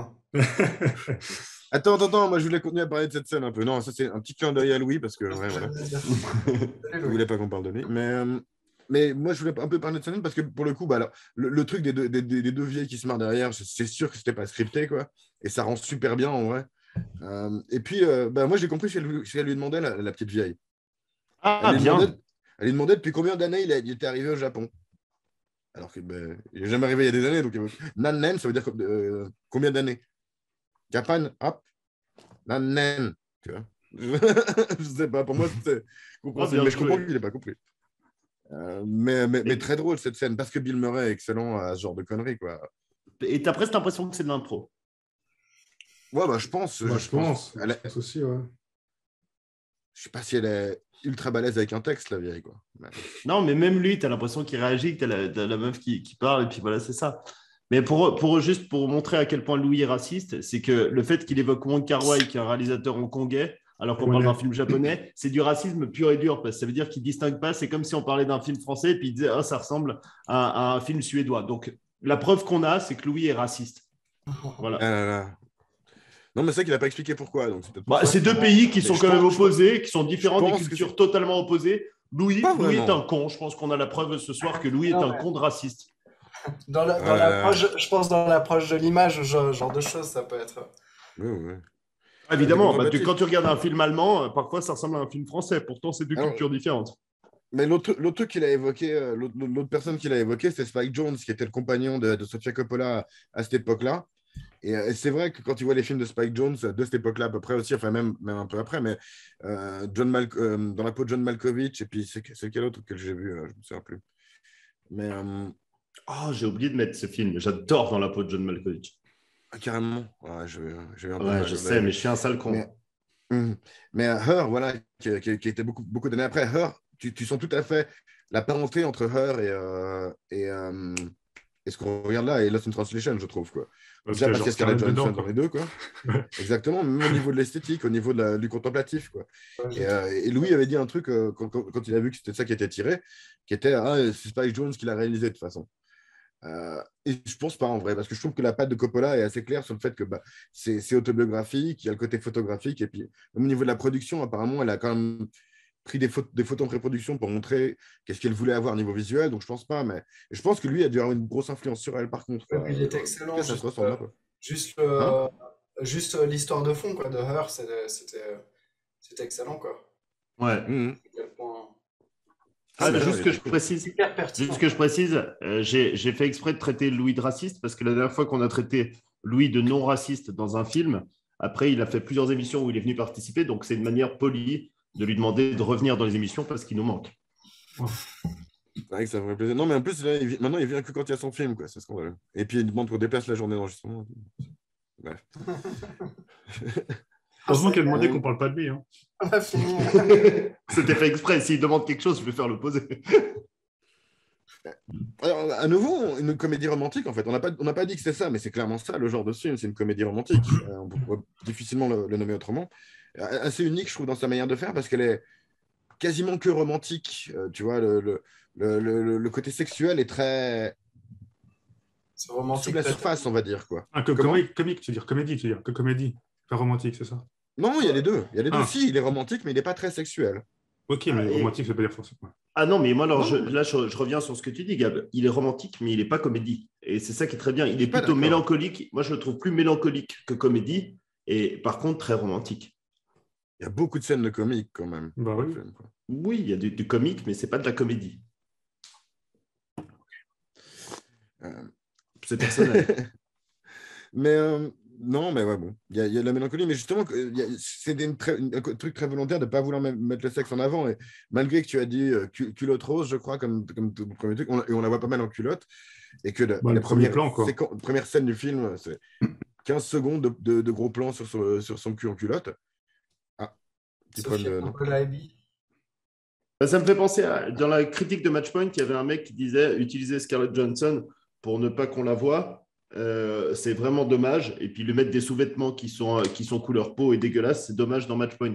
Et là, je pense que ce mec-là a pu être content avec le film avec ce film-là, parce que tu vois quand même Scarlett Johansson bien mise en valeur, même si elle a... Alors, ironiquement, tu vois, on a beau voir sa raide du cul, je la trouve moins sexualisée que dans Matchpoint.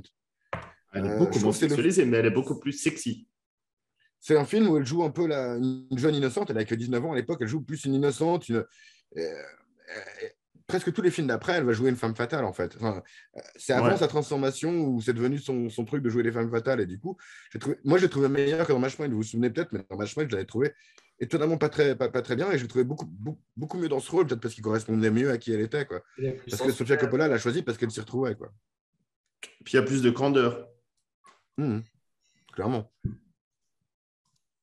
Et après, tu vois, mine de rien, c'est un personnage similaire. Hein. C'est un personnage qui est paumé dans sa vie, qui n'est pas sûr d'où elle en va, qui trompe son mec parce que son mec, c'est un con, avec un mec qui est déjà pris. Donc, il y a quand Ouais, même c'est des vrai. trucs un peu. Il y a quand même un truc vous- vachement similaire entre les deux, quoi. Vous avez vu le film Closer? Ouais. Avec Donc, Nathalie Closer, Portman. ouais, exactement. Et puis à un moment, ça m'a fait penser à ça. Donc je pense pas si c'est fait exprès ou lié. Mais quand elle a la perruque rose, Clive Owen. il y a une scène quand même mythique dans Closer où Nathalie Portman, elle porte la perruque rose. Et là, moi, je l'ai revue avec la perruque rose. Et puis je pense qu'elle se valent. Franchement, je viens de découvrir que je suis fétichiste des perruques roses. Mais putain, c'était tellement sensuel dans les deux cas, quoi. Et pourtant, dans Closer, c'est vraiment le côté glauque où elle est une cold girl. C'est triste. Et puis en plus, c'est la fin du film où c'est vraiment le moment le plus désespérant où elle dit au mec. Alors que là, à l'inverse, tu utilises la perruque rose, mais pour le début de la romance. Et je trouve cette opposition extrêmement belle. Ouais, c'est marrant comme lien, ouais. Je trouve qu'il y a quelque chose. Parce qu'effectivement, dans Closer, c'est hyper glauque. Enfin, Terrible. C'est à la fin où elle littéralement. dit au mec, tu vois, elle est en train de danser avec cette sensualité forcée du club de striptease, qui est quand même terriblement glauque. Et puis c'est à ce moment-là qu'elle explique au mec que bah non, c'est fini, t'es une merde. Et là, à l'inverse, bah, c'est là que pour la première fois, il y a un contact physique et puis qui découvre en fait à travers cette perruque, c'est-à-dire à travers cet artifice où elle se cache, parce que dans les deux cas, elle se cache, et cette fois, elle se cache pour ouvrir sa sensibilité, pour s'ouvrir à l'autre, alors que dans l'autre, dans Closer, elle a cet artifice pour se fermer à l'autre. Et je ne sais pas si c'est voulu, mais moi, ça m'a marqué cette scène. Parce que c'est exactement la même perruque quand même. Je ne sais pas si ça vaut pas, mais je trouve que, en tout cas, elle joue un personnage très chaste par rapport à d'autres côtés. Enfin, elle est très souvent en pull et en pantalon. Enfin, voilà, c'est pas, à nouveau, c'est pas un personnage très sexualisé. Et d'ailleurs, la manière. C'est une vraie meuf, quoi. Et Bill Murray non plus, d'une certaine manière, tu vois. Bill Murray, lui, pourtant, tu sens que ça travaille un peu derrière. C'est ça qui est marrant, tu le sens sur son visage que ça travaille un peu derrière, que cette jeune fille apparemment le trouve séduisant, quelque chose comme ça, mais il n'y a rien qui est exprimé vraiment dans les mots, et ça, c'est assez riche aussi, quoi. Et il l'exprime dans l'émotion avec perfection, c'est-à-dire que tu vois qu'il en meurt d'envie. Tu vois, elle, quand elle le regarde, tu vois qu'elle en meurt d'envie, elle le joue. Ils sont brillants, ces acteurs, comme ils le montrent. Et il y a cette scène qui est marquante, où justement, ils sont couchés l'un à côté de l'autre, et puis qu'ils évoquent leur passion, leurs rêves, et puis tout d'un coup, tu vois qu'ils déplacent subrestivement sa main, comme ça, et puis qu'il lui touche le pied, puis que c'est le moment le plus sensuel qui se passe à ce moment-là, et puis il s'endorme là-dessus. Les pieds, il y a pas mal de pieds dans ce film d'ailleurs. Bon, je n'ai pas fait très attention. Scarlett Johansson, Sophia. Bon, il parle des pieds quand il y a le petit orteil où il dit il faudrait le couper, on va le faire en cuisine. Ce qui était drôle aussi. Mais moi, je trouve plutôt la scène vraiment où tout d'un coup, il déplace sa main, puis il y a un contact, mais c'est un contact en même temps des pieds à la main. Enfin, je veux dire, c'est le contact opposé. Tu sens qu'ils en ont envie les deux, mais qu'ils sont. Il y a un peu cette réalité, c'est-à-dire on n'a pas le droit. On fait quelque chose d'interdit, on va un peu plus loin, et que seul l'exotisme, que seul le moment loin de tout, loin du monde, loin de la réalité, nous permet d'avoir ce lien. Mais même avec deux âges complètement opposés, ils ne sont pas du tout du même âge. Et c'est là qu'on voit ce romantisme absolu, c'est-à-dire que ces deux âmes qui se rencontrent, et ça transcende l'âge, ça transcende la relation, ça transcende tout. Et ça, c'est magnifique, c'est ça l'amour. C'est joli, mais je ne suis pas d'accord que ça transcende, dans le sens où pour moi, il y a quand même un côté très daddy issues, tu vois ce que je veux dire. Elle se cherche un mentor, un peu un guide, et quelqu'un qui peut la transporter dans ses bras quand elle est évanouie. Alors, on peut peut-être imaginer que c'est ce que cherchent toutes les femmes. Ce serait un raccourci très gros, je pense. Mais c'est clairement ce que cherche ce personnage, peut-être ce que cherchait Sofia Coppola à ce moment-là. Mais pour moi, il y a un côté très. C'est pas un hasard qu'elle s'intéresse plus à cet homme plus vieux qui a du vécu plutôt qu'à son mec avec qui elle est mariée, quoi. Elle a dit clairement, durant leur conversation, on le voit clairement, quoi. C'est pour ça qu'ils s'imposent des limites, parce qu'ils savent que c'est pas normal, que c'est pas habituel. Mais en même temps, parfois, justement, c'est pour ça que je dis que c'est vraiment romantique, parce que ça transcende les trucs. Enfin, moi, parfois, ça m'est arrivé, ça n'a jamais été des histoires de long terme, mais où tu te retrouves avec une fille qui a 15 ans de moins que toi, et puis tu te dis, voilà, on sait que ça ne durera pas, on sait que c'est juste un petit moment, un petit truc qui n'est pas tout à fait normal, qui est un peu interdit. Et l'interdit, ça a un charme fou. Et donc, je sais pas, je vous dis, tout me parle dans ce film. Qui trouve toujours des façons de se faire cancel, c'est magnifique. On va pas se faire cancel. Je veux dire, il n'y a rien d'interdit. J'ai jamais fait des mineurs, quoi. Je pissais. Ouais, t'as réussi, ça m'a bien. Il y a un dernier truc pour moi qui fait très capsule temporelle dans ce film, c'est à quel point les gens fument, en fait. Ils clopent sur clope, je trouve. Et bon, c'est un peu ça peut être un peu une facilité, tu vois, parce que les acteurs, ça leur donne un truc à faire avec leurs mains. Et bon, ça rend bien au cinéma en général. Mais ça m'a pas nécessairement gêné, mais moi, c'est un des trucs qui m'a fait penser, ah tiens, c'est une autre époque, quoi. Alors qu'on a vu plein de films d'autres époques dans cette émission, c'est un des films où j'ai le plus pensé, tiens, c'est une autre époque. Peut-être parce que c'était à Tokyo aussi, je sais pas. T'as vécu cette époque-là, je sais pas. Ouais, mais tu vois, il y a plein de films où je pense où on a vu des personnages qui fumaient à l'intérieur, etc. Mais dans ce film-là, il y a quand même beaucoup de scènes qui se passent dans un bar, en soirée, et c'est là où tu fumes le plus, quoi. On n'a pas parlé d'un truc d'ailleurs, cette fameuse chanteuse de jazz qui finit avec laquelle il finit par coucher notre ami Bob et Bill Murray. Et là, c'est pas du tout romantique. On passe du moment où elle lui fait un petit coup de rentre dedans au bar, au moment où il se réveille le matin, il comprend pas trop, puis après, il l'entend chanter, quoi. Et ça, j'ai trouvé ça, ça très drôle, quoi. Genre. J'ai merdé. Ouais, et puis en plus, je sais pas. J'imagine, j'ai jamais couché avec une chanteuse, mais la meuf qui chante au petit matin alors que c'était une erreur, Insupportable. En ça gueule doit de bois en énerver. plus. Mais ouais. J'ai un peu fait le tour, moi, de mes notes. Je sais pas si vous avez des trucs. Ouais, moi, il y a une scène qui m'a trop parlé parce que j'avais toujours l'impression que c'était ma vanne et j'en étais trop fier. Et souvent, quand je m'emmerde dans une soirée, je dis je vais vomir, je reviens. Quand je vais aux chiottes. Et en fait, à un moment, il y a Scarlett Johansson qui dit ça. Elle dit je vais vomir, je reviens. Et je pense que je l'ai pris de là sans le savoir et je me suis auto-approprié vu que je suis un connard. Mais j'ai trouvé ça génialissime. Marrant. C'est vrai que tu vois, on la décrivait un peu comme connasse qui regarde les gens de haut parce qu'ils disent des trucs qui, selon elle, sont pas intéressants. J'avoue que je peux clairement être comme ça, personnellement.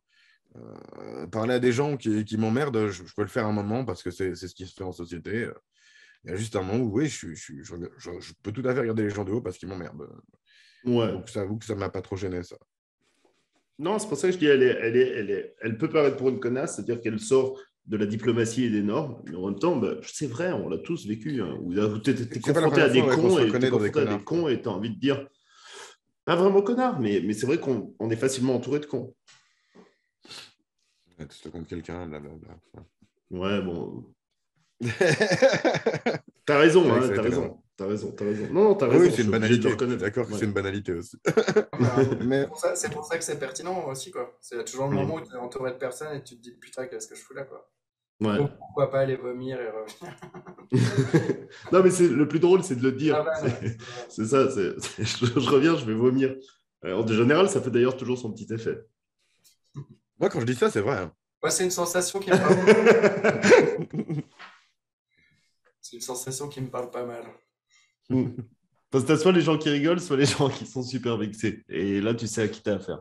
J'ai souvent eu ça d'ailleurs dans les places to be, tu vois, l'endroit où tu dois encore hacker pour rentrer, où ta boisson elle est hors de prix, et puis t'es entouré de gens que t'es là, que t'as pas du tout envie de voir, tu vois. Et du coup, cette sensation me parle pas mal, quoi. Ah ouais, bah, je crois que la sensation parlerait bien à Louis. C'est dommage qu'il soit pas là. Hein. On s'en parle Du chez lui, ça con. m'emmerde. Et raciste en plus, on l'a vu. Et, non, mais autrement, ouais, il y avait d'autres scènes que Fred ou d'autres, vous vouliez évoquer? Non, moi j'ai parlé de tout, j'ai assez parlé, je crois, en plus aujourd'hui. Bah écoutez, voilà, on va passer aux rubriques. On finira par celle de Fred, la presse. Gab, t'as trouvé quelque Ouais. chose? Bah, on peut parler un peu de Bill Murray. Je sais pas. Yes. Ça, je me suis. Les fameuses je m'étais- anecdotes de Bill Non, Murray mais je qui m'étais pas débarque. rendu compte à quel point c'était devenu une légende, ce gars, en fait. Vraiment une légende urbaine, mondiale. On parle même de mème humain. C'est fou, quoi. C'est fou. Il y a même un type qui a créé un site qui recense toutes ces anecdotes, qu'elles soient vraies ou pas, tu vois. C'est assez fou, quoi. C'est devenu vraiment, ça a vraiment pris une ampleur Tu parles de la assez fameuse incroyable. histoire où Bill Murray débarque dans les soirées des gens Ouais, et il leur ça ne dit, t'a pas les cru. gens, ils vous croiront pas quand vous le direz, quoi. En fait, le truc, c'est qu'il il arrive derrière les gens, avec ses mains, il cache les yeux des gens, puis il dit qui c'est? Après, il se retourne, il voit que c'est Bill Murray. Ah, personne ne vous croira que c'était moi qui vous ai fait ça. Quoi. Et après, il se part. Après, il se casse en courant. Donc, c'est assez fou. Après, il y a plein d'histoires comme ça, on ne sait pas si elles sont vraies ou pas. Puis lui, il Exact, cultive c'est ça cette qui est parfait. légende-là. Comme quoi, je sais pas, il est arrivé en Norvège, il s'est incrusté dans une soirée et puis il a commencé à faire la vaisselle en fin de soirée. Quoi.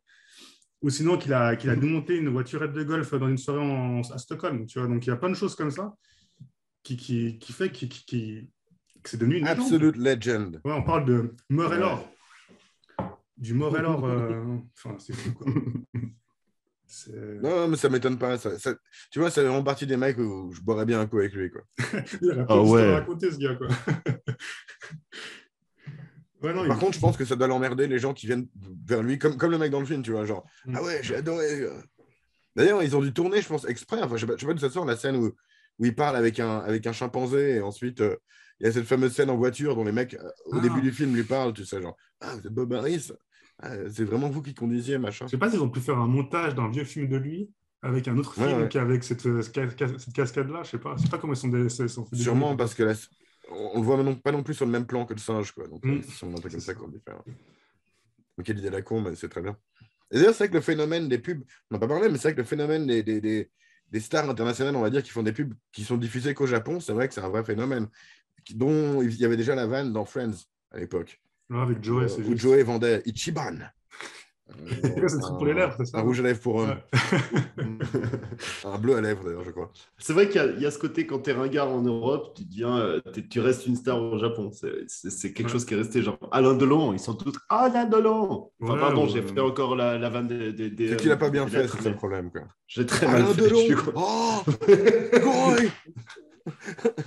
je reconnais que tu es bien meilleur. Mais ouais, non, mais Moi, j'avais beaucoup trop l'accent chinois, en fait. Non, mais voilà, il y a vachement ce côté-là. Il y a des célébrités qui existent au Japon. Et il y a aussi, tu les vois zapper sur des trucs japonais aussi. Ils font des clichés, là, aussi. ce qu'on appelle des citations, tu vois, sur les émissions japonaises. Ils regardent Kurosawa. Et puis après, ils tombent les sur la samouraïs. Dolce Vita parce que faut bien faire des citations. Mais voilà. Elle est belle, cette scène où ils sont les deux dans le lit avec justement l'italien qui part, cette sonorité de la langue italienne qui est toute douce en plein milieu du Japon. Enfin, je sais pas, moi, ça m'a encore parlé. Ah ouais, j'avoue que ça, c'est désolé. prétentieux pour moi. Ah ouais. Oui, je suis très, très, très prétentieux. Je n'ai pas choisi ma vie. Mais c'est pour ça que je t'aime. Moi aussi, je t'aime, Bada. C'est beau qu'on se dise enfin qu'on s'aime au cours de l'émission. Après tout ça, quoi. La relation amour-haine de Thomas et Fred. Pierre, t'avais une rubrique. Oui, je suis en train d'en trouver une. Du coup, le film contemplatif, je vais prendre, il y en a sûrement des plus pertinents depuis les années qui Terrence sont Malick, passées. je parie. Terrence Malick. Ah non, un jeu vidéo du coup. Genre Shadow of Colossus. C'est un jeu où tu te retrouves, où t'es paumé en fait dans le paysage et puis tu dois. Je vais pas trop spoiler le truc. Enfin, tu dois aller affronter des colosses. Et en fait, tu te retrouves. En gros, il y a la nana du personnage principal qui s'est endormie, ou non, qui est morte même. Et puis, il a une possibilité de peut-être de pouvoir peut-être la ramener. Et puis il se retrouve dans un décor, il se retrouve dans un vieux temple en fait, où il y a une voix qui lui parle, et puis t'es amené à te balader dans la map pour aller retrouver ces colosses, quoi. Et puis bah, t'es vraiment, c'est un paysage assez vaste et vide, comme ça, mais il y a un côté contemplatif qui m'a vraiment plu dans ce jeu, quoi. Le lien est quand même très, très ténu. Hein. Mais ce qui est Mais marrant, c'est qu'on a je déjà parle un évoqué peu ce de film violence. quand on a reçu ton frère. On a déjà évoqué ce jeu quand on a reçu Mathias pour parler de Mononoke. C'est vrai. Justement, Ah le ouais, côté non. chevauché, contemplatif, qui est présent dans Mononoke, est présent dans. Le truc, c'est que j'ai pas préparé de rubrique. Et là, tu as demandé si on avait une rubrique. Et je me suis dit, bon, bah, film un peu contemplatif. C'est difficile de trouver un jeu vidéo en rapport avec la Ah, scène. faut faire tel voir, Pierre. Il y a un jeu japonais qui est sorti sur PlayStation où tu vois justement qui est assez romantique. Je sais plus comment il s'appelle. Ah oui, où tu joues à deux. Sinon, d'un point de Hein. vue immersion au Japon, les jeux Yakuza sont assez cool. Ou les jeux Shenmue aussi, dans le genre. Mais c'est un autre. C'est Je sais un pas, plus gros dans la il diffusion, y a mais c'est un plein de RPG conneries, japonais qui avait eu pas mal de succès, où justement tu vois justement les fleurs de cerisier qui volent, etc. Et qui a eu énormément de succès. C'est un des derniers jeux de la PS4 qui a eu énormément de succès. Si vous connaissez en commentaire. Ça fait penser à Flower, mais je pense pas que c'est ça. Non, c'est pas ça. Et justement, je pense qu'il est adapté dans le sens où il est japonais. Après, les Final Fantasy aussi, il y a tout ce côté japonais, mais aussi, comme les limites sont très Il y a des ténues moments avec contemplatifs Shadow aussi of dans le Final Colossus, Fantasy. je veux dire, on n'est pas du tout dans le même rapport que le film qu'on a vu, mais il y a cette poésie japonaise qui est intéressante. Et je vais Ouais, retrouver ce moi, nom. c'est ça. Moi, je trouverais pas de jeu vidéo Je le retrouve. qui me ferait penser à Lost in Translation, de toute façon. En vrai, ça doit exister. Il doit bien avoir un truc genre une dating sim avec une bonne ambiance, tu vois. Un truc où tu dragues des meufs. Un jeu de drague de meufs où Un tu as jeu une de bonne level, ambiance je sais japonaise pas. un peu C'est prenante, vu le nom qu'ils en font. Ghost of Tsushima. Ah oui, je vois, ouais. J'ai Ouais, entendu mais parler. bon. Bah Ouais, oui, non, mais alors attends, ton truc de Colossus, c'est pas tout à fait adapté non plus. Hein. Bon, oui, mais je veux allez. dire, ton jeu est pas plus adapté du coup. Ah, pas du tout. Non, on est dans les deux, on est juste Japon, tu vois, c'est Je cliché, fais quoi. une rubrique à l'arrache. Hein. J'avais pas de rubrique il y a une minute. Ah, c'est mieux que rien. Écoute, ça t'évite de perdre des points de crédit sociaux. Ah. Non, ça, c'est encore la Chine, Thomas. Tu mélanges Chine et Japon. Ah, merde, C'est c'est encore vrai. du racisme absolu. Putain, t'es comme Louis. Hein. Je suis vraiment désolé. On passe du coup à la question à la con. Si tu devais faire un remake de Lost in Translation et qu'on te demandait de le faire dans un autre pays, tu choisirais quel pays? Est-ce qu'il y en a qui ont été inspirés? Est-ce que Ouais, Pierre grave. a pas lu la question? La Corée du Nord. Quelle horreur. C'est le romantisme de la Corée du Nord, mais quelle horreur. Mais non, mais justement. Mais non, mais alors là, l'effet bulle est assuré. Hein. Ouais, et puis le contraste. Non, il y a moyen. C'était plus une. Fred, c'était quoi qui t'était venu? Bah, moi, l'Inde, à fond. Ça, c'est mon deuxième pays préféré après le Japon, c'est l'Inde. C'est celui où j'ai vécu le plus de différences culturelles. Tu te lèves en Inde, tu peux être en pleine forme, tu sais que dans ta journée, il va t'arriver des trucs extraordinaires, que tu vas te faire niquer quelque chose. Enfin, tu sais, tu vas te faire brainfucker quelque part. Et ça, c'est incroyable. Mais ça a déjà été fait par une fois. Il y a quoi? Il y a Darjeeling Limited, il y a tout ça. L'Inde, c'est... Tu te couches en Inde et tu sais que ta journée, stop, slow down. Tout est trop prenant. Et voilà, moi, donc l'Inde, clairement, l'Inde, mille fois. Les deux pays qui m'ont plus explosé la tête, c'est le Japon et l'Inde. Ok. Ouais, c'était une joke, hein. La Corée du Nord. Ouais, c'était une réponse non joke, elle le droit. Hein. Je dis pas que j'aimerais voir ce film ou pas. Non, parce que ta les question personnes. n'était pas con, en fait. Ta question n'était pas con cette fois. Et c'est toujours plus difficile de répondre aux elle est questions con. à la con quand elles ne sont pas cons. Elle est con, mais la réponse n'est pas obligée d'être con. Tu fais ce que tu veux après. Moi, j'aime bien. Gab? Moi, j'ai pas forcément peut-être les pays de l'Est, un pays de l'Est. Russie, Ouais, ça peut peut-être le faire. Avec Il y a des un excellent Américains à film. nouveau? C'est vrai que j'ai pas demandé à nouveau avec des Américains, Frédéric? mais pourquoi Tu non, mettrais non quoi, pourquoi je ne mets jamais des Américains? Non, mais dans Ils les sont rôles principaux, toujours- des gens qui sont dépaysés, tu sais. Qui Ah. c'est, t'es Bill Murray et t'es Scarlett? Ah putain, j'ai pas réfléchi à cette question, c'est plus difficile. Je sais pas si Pierre t'as des idées ou pas. Sinon, Gab, toi, c'était Un quoi? occidental, globalement. Ouais. C'est toujours Ok. plus sympa, faire les Ouais, pour oppositions. l'isolement. Les C'est oppositions, toujours C'est mieux plus qu'il y en simple a. pour nous, en fait. C'est Enfin, plus simple pour nous, parce que les choc chocs culturels. exotisme. Les chocs culturels. C'est ça. Ouais. C'est ça. Le choc Bah culturel. ouais, voilà, je me suis pas trop creusé non plus. Je me t'ai dit la Mongolie, parce qu'il y a des jolis plans à faire. Et puis il y a de la lenteur, en fait, qui est un truc que j'ai bien aimé dans une. C'est marrant, tu vois, toi, Fred, tu as choisi un truc rapide, finalement, parce que c'est peut-être ce qui t'a plus marqué dans ce film. Et moi, ce qui m'a marqué, c'était plus la lenteur. Et du coup, j'ai Ouais. choisi un pays plutôt lent, quoi. C'est rigolo. Et je connais pas du Bon. tout la Mongolie, je suis jamais allé, mais Pour l'Inde, je c'est très dirais différent. Owen Wilson, Adrian Brody, Jason Schwartzman, Amara Karan, Wallace Kolodowski. Je pense que ce Un serait film pas de mal. Wes Anderson, quoi. Ouais, c'est ça. C'est Darjeeling Limited. Schwartzman, Jason Schwartzman, qui est le cousin de Sofia Coppola. Genre, elle a Nicolas Cage et Jason Schwartzman comme cousin, quoi. Ah putain, c'est vrai que c'est quand même une famille facile, quoi. Mm-mm. Il y a de la gueule. J'avoue, J'avoue. ouais, Jason Schwartzman en Mongolie, c'est bien aussi. Tu sais, tu fais Ouais. une série Lost in Translation avec Jason Schwartzman dans plein de Et pays. puis l'avantage de la Mongolie, c'est que c'est toujours le pays qu'on demandait quand on fumait des pets. Puis on devait demander la capitale, c'était toujours capitale de la Mongolie. Et c'était toujours Oulan-Bator. Et puis comme ça, Ah tu ouais, étais sûr d'avoir le Oulan-Bator. pet. Non, Ah, pardon, on n'avait pas parlé de drogue. Oui, je sais, on va se faire cancel. Désolé, Thomas. Non, mais l'autre, non, mais le ça qui était difficile, c'était la capitale. Je sais plus si c'est l'Équateur. Je crois que c'est l'Équateur. Non, c'est pas Non, l'Équateur. c'est Honduras ou c'est Honduras, Amérique centrale. ouais. Tegucigalpa. Tegucigalpan, ouais. Ah ouais. La capitale. Ça, Bien, c'est- ouais.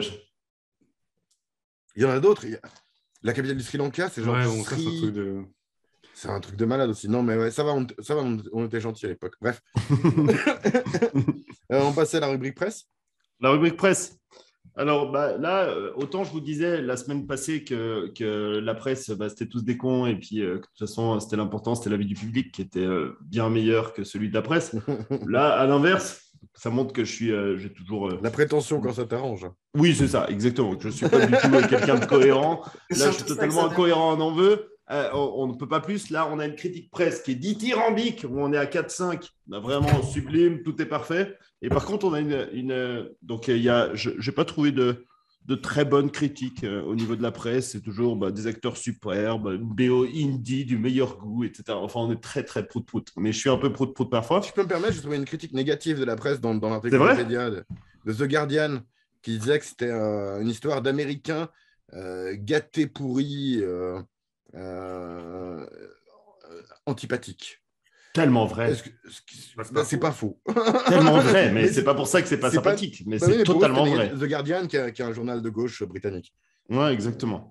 Alors, tu as raison. Alors, ils l'ont pas évoqué sur Allociné, mais je trouve que c'est une très bonne critique. Et puis c'est vrai que j'en ai vu que très peu sur en tout cas les journaux francophones. Après, là, pour le coup, pour les spectateurs, beaucoup moins. On est sur 3,8. Bon, ça reste une bonne note, mais c'est par rapport à ce qu'on a vu Bac Nord où ils étaient à 4,5. Je te sens déçu, Fred. Un peu, mais en même temps compréhensif. Ils sont cons. Ils sont Non, ignorants. Alors, je ne me permettrai pas, en aucun cas, puisqu'à l'inverse, l'opposé. C'est juste que c'est des beaufs. La semaine passée. Non, la semaine passée, j'étais beauf. Et j'ai accepté d'être beauf. Donc là, c'est vraiment totalement différent. Mais il y a toujours un peu la même critique. C'est le problème. C'est les gens qui ne comprennent pas et peut-être à qui ce vécu ne parle pas. Et c'est vrai que malheureusement, tout le monde n'a pas eu la chance de passer quelques semaines au Japon. Tout le monde n'a peut-être pas la chance d'être au Wyatt. Et donc, forcément, c'est des choses qui leur parlent un peu moins. Et donc, on parle d'ennui, surcoté, problème de bourgeois, machin truc, etc. Je peux comprendre. Et clairement un peu nombriliste comme film. Voilà. C'est pas grave. Une amourette, etc. Évidemment, quand tu as des soucis qui sont hyper importants, quand tu as des problèmes qui sont hyper graves, là, tu te dis que c'est un peu un petit délire de bourgeois. Et je peux comprendre. Donc, je ne me mets pas à la place des gens, je respecte leur avis. Mais donc voilà, au niveau du public, on est un peu plus mitigé que sur les critiques parisiennes. Après c'est mais ça reste 3,8, hein, ça reste 3,8, je veux dire, c'est quand même une très bonne note. Hein, on est presque à 4, ça veut dire que la majorité des gens ont quand même aimé. C'est un des rares films, c'est un film où il y a plus de 1000 critiques. Les gens ont quand même beaucoup parlé de ce film. C'est un film qui est quand même une référence. Et donc voilà, sur les films, plus il y a de gens qui parlent, plus il y a de gens qui parlent. Exactement, beaucoup. Mais plus il y a de gens qui parlent, forcément, plus la note va être moins concentrée. Bac Nord, il y avait quand même moins de gens qui en parlaient. Est-ce qu'un film doit être descendu? Enfin, de base, hein, les gens ils votent comme ils veulent, mais est-ce qu'il y a du bon sens à voter moins, à trouver un film moins bon parce qu'il parle de petits problèmes de droite? Je trouve même pas, tu vois. Genre, on peut parler. Non, mais après, tu vois, ça a peut-être moins touché. C'est pas un problème de droite, enfin, je vois pas. Ce film est très de gauche. Riche, c'est pas droite. Non, mais parce que j'ai déjà corrigé Thomas la semaine passée quand il parlait de trucs de droite. Ouais, mais quand même. On peut y voir un lien quand même. Enfin, on en débattra hors émission, mais. Hors émission, ouais. Non, mais je pense que le problème de ce film, c'est qu'il a beaucoup fait le buzz à l'époque et je pense que certains ont une réaction inverse quand ils ont vu le film. Quoi. Utiliser le terme surcoté, tu vois. Ouais, c'est vrai que c'est toujours compliqué d'aller voir un film dont tout le monde te dit que c'est génial. Surtout les forcément, critiques. Si c'est pas génial, tu vas être là. Parce que je voulais dire, au lieu de droite ou de riche ou je sais pas quoi, c'est que le film peut parler d'un truc que tu vis pas absolument et t'as pas besoin de le redescendre pour ça non plus, tu vois. Enfin, je veux dire. Non, mais je peux comprendre l'esprit. Quand tout le monde te dit qu'un film est bien, forcément, c'est plus difficile de dire qu'il est bien. Non, mais ce que dit Pierre, moi je peux comprendre dans le sens où tu vois, le film va peut-être moins te toucher si c'est pas des problèmes que tu as pu partager. Ça dépend des gens. Il y a des gens qui sont capables d'être empathiques envers des situations complètement différentes de leur, mais c'est pas le cas de tout le monde, c'est sûr. C'est un carnet de voyage. Donc, un carnet de voyage, il va parler à ton vécu. Si tu n'as pas ce vécu, il va beaucoup moins te parler. Ouais, moi, tu vois, j'ai quasiment aucun voyage, encore moins en solitaire, en tant qu'adulte, quoi, tu vois. Et j'ai quand même trouvé que le film me parlait sur pas mal de choses.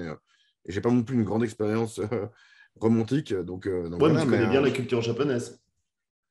Ouais, c'est peut-être pour ça que je l'ai trouvé aussi pas nécessairement très éclairé là-dessus, suffisamment pour faire un carnet de voyage. De manière générale, un film pourrait me toucher, même s'il parle d'une expérience que j'ai pas du tout vécue, tu vois. Il pourrait m'amener à. S'il est bon, ouais, je suis d'accord. Ce que je ressentirais dans ce cas-là, ou je sais pas quoi. Enfin, je veux dire, j'ai vu une chier de films de choses que j'ai pas vécues. Mais on a quand même un peu, par rapport à la culture japonaise, contrairement à la culture américaine, ou même si tu n'as pas été aux États-Unis, tu connais la culture et la façon de fonctionner américaine. Donc, il y a des films qui ont plus te toucher. Je me souviens, toi, Pierre, tu avais mis un film romantique américain et ça nous touchait à tous parce que c'était un film occidental. D'une certaine manière, il y a cette culture occidentale qui nous parle plus facilement.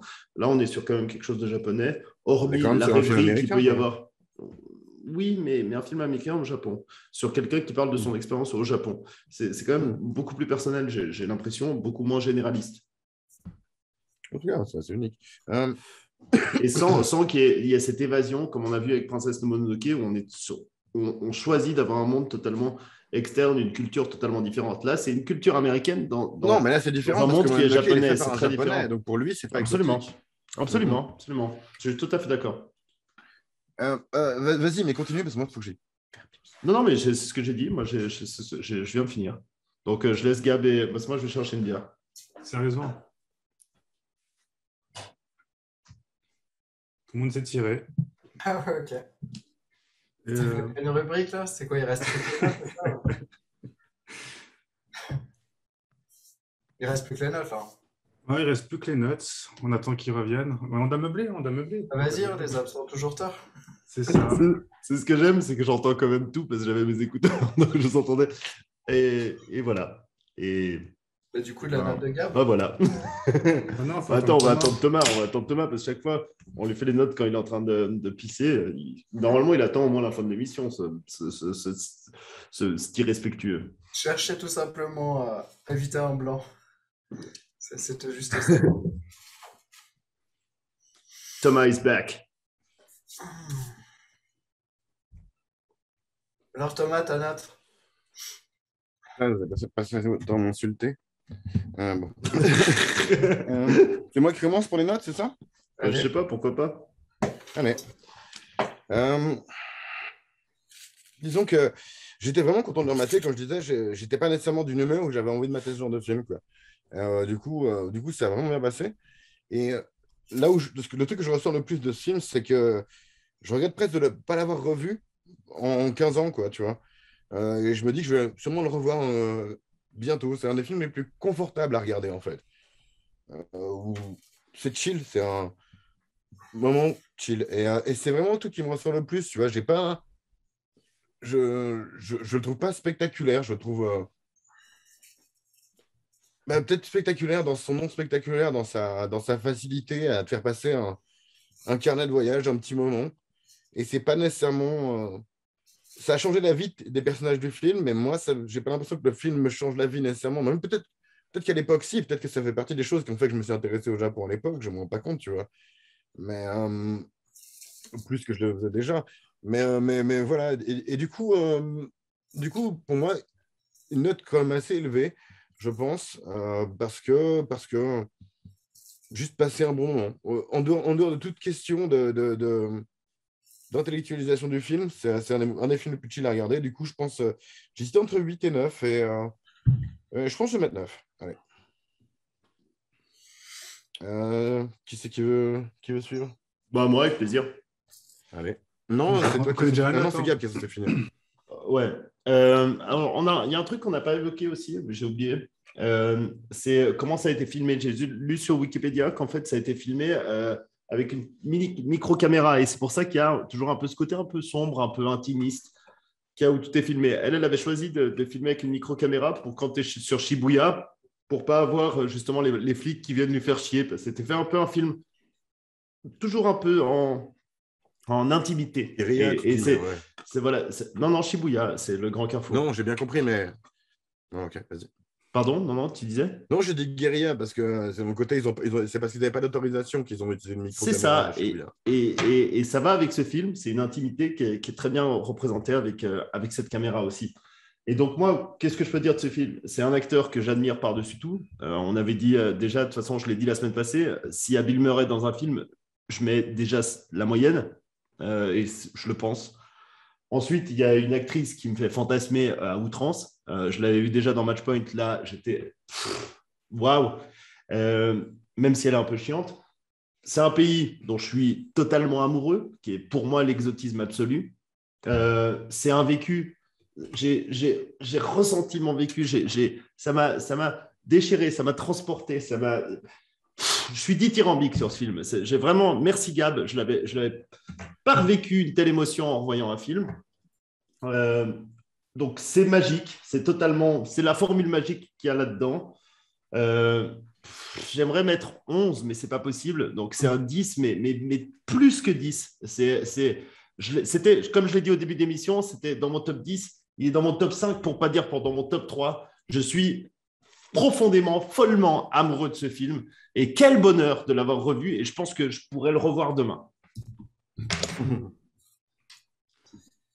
Pierre?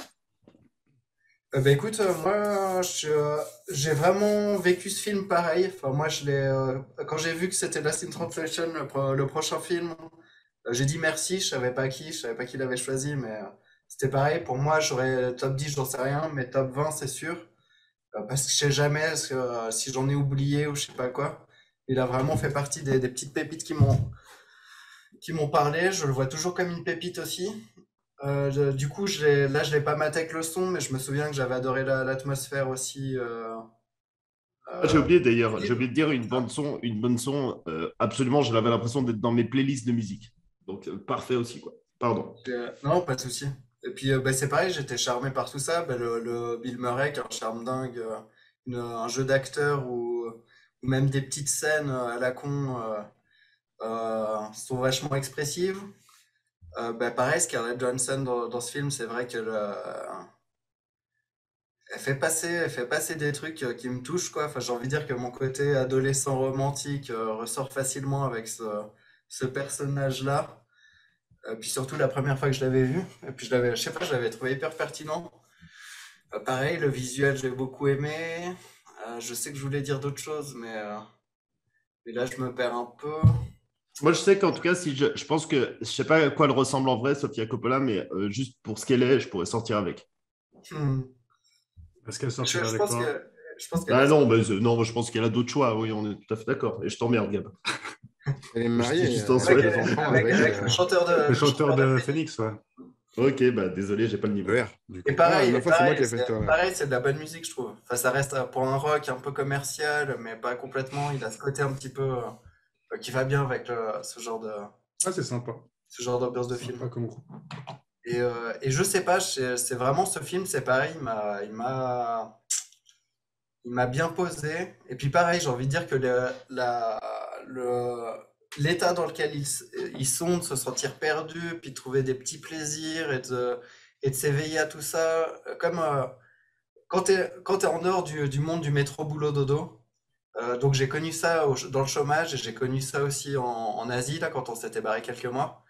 Il y a vraiment ce moment où en fait toutes tes journées, t'es tellement libre qu'il y a une Ouais. petite limite entre le moment où tu te fais chier et ou le moment où tout est possible et tu prends du plaisir à savourer où le soleil peut se lever puis ça t'étonne. Enfin, tu vois, la notion du temps et de qu'est-ce que tu dois faire de ta vie qui est complètement ouvert en fait. Et ça, j'ai profondément ressenti ça dans ce film, quoi. Cette Bravo. liberté. Très juste. Et moi, voilà, je sais pas pourquoi je vais pas lui mettre un 10, je saurais pas dire. Je vais lui mettre un 9, mais un bon 9. Et je comprends, je suis vachement d'accord avec tout ce que tu as dit, ça me parle vachement. Je trouve que tu en as parlé vachement bien. Bah, toi, ce que tu as dit par rapport à cette interrogation, en même temps, tout est possible. Franchement, je suis à 1000% d'accord avec Arrêtez de toi. vous Tu l'as sucer. très bien exprimé. Non, mais c'est très juste. Tu nous avais manqué, Pierre. Merci beaucoup. Bah, c'est pareil, ça fait En plaisir. tant que brûleur, je suis choqué. Hein. Euh, Juste, je voulais revenir une des choses. Il y a un truc que je voulais te dire, c'est qu'à nouveau, c'est la comédie aussi des films qui marche vachement bien pour moi. Bill Murray m'a fait plus rire dans ce film que beaucoup de films qu'on a vus. Et on a eu plein de moments de films qui ont essayé de faire plus de comédie que ce film. Mais ici, j'ai ri à pleine gorge et j'ai bien Ah, kiffé. c'est le charme de Bill Murray, hein. Je suis d'accord, c'est le film qui m'a fait le plus rire. C'est la seule fois dans les films qu'on a regardés où j'ai ri réellement. Premier degré, ouais. Premier degré. Ouais, vraiment, où j'étais chez moi tout seul. Et j'ai rigolé, j'ai éclaté de rire. Je suis vachement d'accord. Et le deuxième truc, c'est que tu parles de tournage. Il y a un truc ironique qui s'est passé pendant le tournage, c'est que comme la majorité des acteurs étaient japonais, Sofia Coppola devait utiliser un interprète pour leur traduire ce qu'il devait faire, et du coup, ça prenait beaucoup de temps. Et ce qui va très bien avec le concept de ce film. Je voulais juste préciser encore vite fait Vas-y, par rapport à vas-y. Scarlett Johansson, parce que c'est ça qui est marrant, quoi. Elle a quand même ce côté, justement, quand j'ai eu dans Ghost in the Shell ou ce genre de truc, où elle me parle pas dans pas plusieurs personnages, et comme quoi, bah, c'est une bonne actrice, parce que dans ce film-là, je trouve, elle te fait vraiment passer un truc, et puis c'est en dehors, justement, de de son esthétique physique, tu vois. Il y a vraiment un truc Clairement. dans ce film. Clairement, par exemple, Ouais, dans les très bien. Marvel, moi, je la trouve dans les Marvel, je la trouve belle, mais insignifiante. Ouais, voilà, c'est ça, quoi. Je la trouve meilleure que pas mal d'autres acteurs dans ces films, quoi. Quand même. Mais, ouais. Plus crédible, disons. Oh, voilà, Gab. parenthèse. Ouais. Ouais, bah, d'ailleurs, je suis vraiment surpris à quel point vous avez tous kiffé ce film. Je pensais que limite, Adoré. Ouais, Adoré. adoré, désolé. Je pensais que j'allais me faire insulter quand j'avais fait, quand Ah non, on allait parce savoir que- ce choix de ce film. Bah, il n'y a pas Louis le raciste. C'est vrai, c'est vrai, c'est vrai. Quand il y a Thomas qui met l'ours ou toi qui mets la Sin Translation, La petite pique gratuite à l'ours. Ouais, bah ouais. C'est vrai qu'il y a pas de baissé sur Cario, l'ours, je vais baisser ma hein, note, faut y aller. Hein. parce que- j'aimais bien Checky Cario avant tout ça. Ouais. Et t'as détruit une de mes idoles. Mais en tout cas, bah, pour revenir au film, bah, pourquoi il est cool? Donc, tout simplement Bill Murray encore une fois. Et après, tout est très bien dans ce film en fait. Il est très divertissant et agréable à regarder. Comme tu as dit avant, Fred, bah, la musique est géniale. Non, il est vraiment cool ce film, hein. Après, pour moi, j'ai peut-être quelques petites longueurs sur la fin. Peut-être j'ai un peu décroché. Mais globalement, j'ai vraiment passé un bon moment. C'était vraiment cool de le revoir. Donc, du coup, bah, je mets un 8 parce que déjà, je ne peux plus mettre de 7. Donc, voilà. Donc, 9, ça serait un peu trop élevé. Donc, ouais, je mets un 8. Un bon petit 8. C'est Ça une marche. très bonne note pour toi, Gab. J'avoue. On sent que tu l'as surkiffé, quoi. En fait, un 8, c'est un 10, un 6, c'est un 1, et un 7, c'est un 5. T'imagines quand je mets 3, hein. Bon, on peut parler du 5 qu'aurait mis Louis. 6 peut-être. Non, je pense pas. Non. Juste parce qu'on a mis des bonnes notes, il aurait peut-être mis même moins que la moyenne. Ouais, Non, mais ouais. après, je pense qu'il fait partie du camp qui aurait trouvé ce film prétentieux et nombriliste, quoi. Ce qu'on peut voir comme une qualité ou un défaut. Moi, je peux le voir comme une qualité c'est parce que j'aime bien les films qui sont pas prétentieux et pas nombrilistes, et j'aime bien les films qui sont prétentieux et nombrilistes. On peut dire nombriliste ou on peut dire personnel. Et moi, je préfère dire personnel. Ouais, mais personnel, tu ne le mets pas sur grand écran, quoi, en soi. Tu vois ce que je veux dire? Ça dépend Ah, comment je sais tu pas. partages. Finalement, Ouais. il aurait peut-être trouvé que c'était un mauvais film et du coup un 8. C'est pas impossible non plus. Il y a une chose que je voulais dire, c'était. J'en ai parlé avant et je voulais y revenir, mais il y a une chose qu'on fait de temps en temps, c'est de faire parler des autres gens du métier. Souvent, c'est Orson Welles qui dit du mal des autres gens et c'est rigolo. Parce qu'en fait, nous, on essaie quand même d'être respectueux, malgré qu'on soit un petit peu méchant de temps en temps, qu'on prenne des balles perdues. Les gens du métier sont toujours très méchants les uns vers les autres.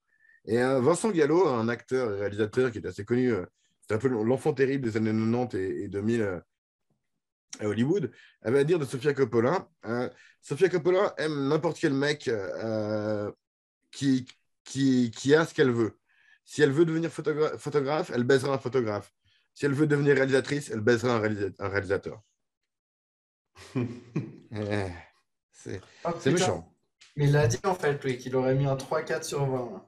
Il a quand même moins de talent qu'Orson Welles hein, dans la critique. Ah, c'est moins. C'est moins fin. Hein. Il a moins la verve, quoi. Ouais. 3-4, il aurait mis Louis, il l'a pas 3-4 sur revu. 20. Sur 20. Mais quel con. Mais il l'a même pas vu, ce connard. Il n'a Il a pas voulu dit- venir parce il a qu'il l'a dit pas qu'il revu, avait- mais qu'il il avait veut pas me maté, dire mais donner qu'il une l'a note, pas quoi. vu. C'est ça qui est insupportable. En même temps, vous lui posez la question, quoi. Ouais, non, il a raison de répondre. Ah non, j'avoue que tu n'avais pas. Mais j'avoue que n'oublions t'avais quand pas même ça. pas qu'il est raciste.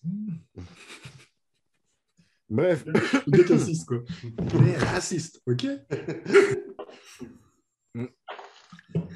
Bref, du coup, on a fait les notes. Du coup, il nous reste la semaine prochaine où on reçoit Charles à nouveau, qui nous a ramené un James Bond. Je ne sais plus, attends, c'est lequel? C'est celui avec George Lazenby, mais je ne sais plus comment il s'appelle. Au C'est service vrai, de Sa il a pas- Majesté. Attends. Ça aurait été cool que c'était un James Bond avec Roger Moore pour faire la transition avec le film, quoi. Ouais, moi j'aurais pensé qu'il mettait un Roger Moore. Ben non, c'est le seul film. Je crois que c'est ça. Hein. Je sais pas. C'est au service secret de Sa Majesté. Et c'est avec. Attends. George Lazenby, c'est bien ça. Le Bon, seul mais film, ça, James...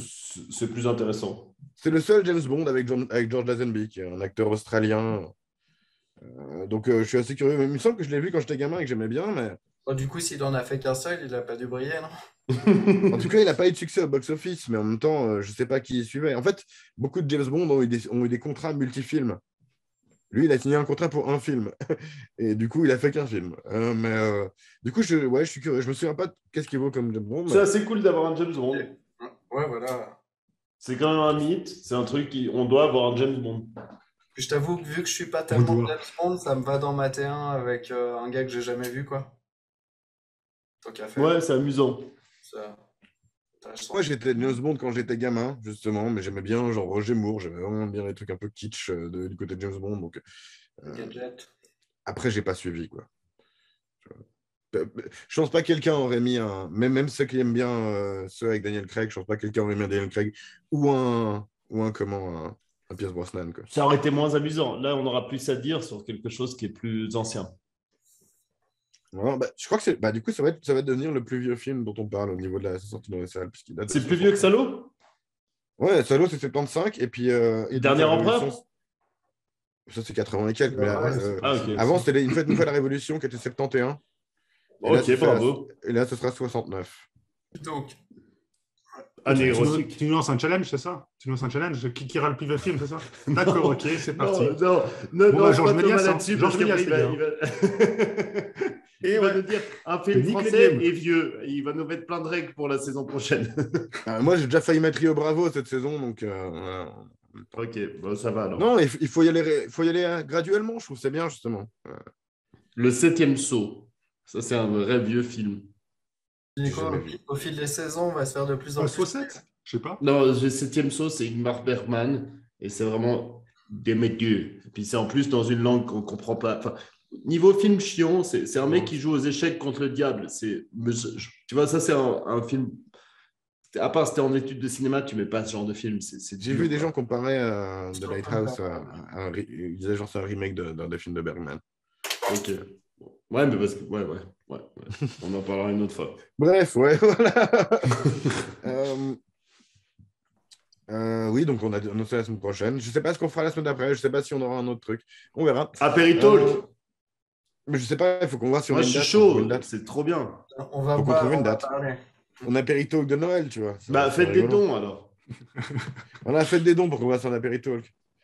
Non, mais sans déconner, là, faites un premier don. Je dirais, s'il y a des personnes qui nous regardent, faites ce geste, quoi. Ça fait combien de. Ça fait 40 émissions qu'on demande à. Genre, S'il vous plaît, pitié. on dit encore. Enfin, s'il vous plaît, parce qu'on est poli.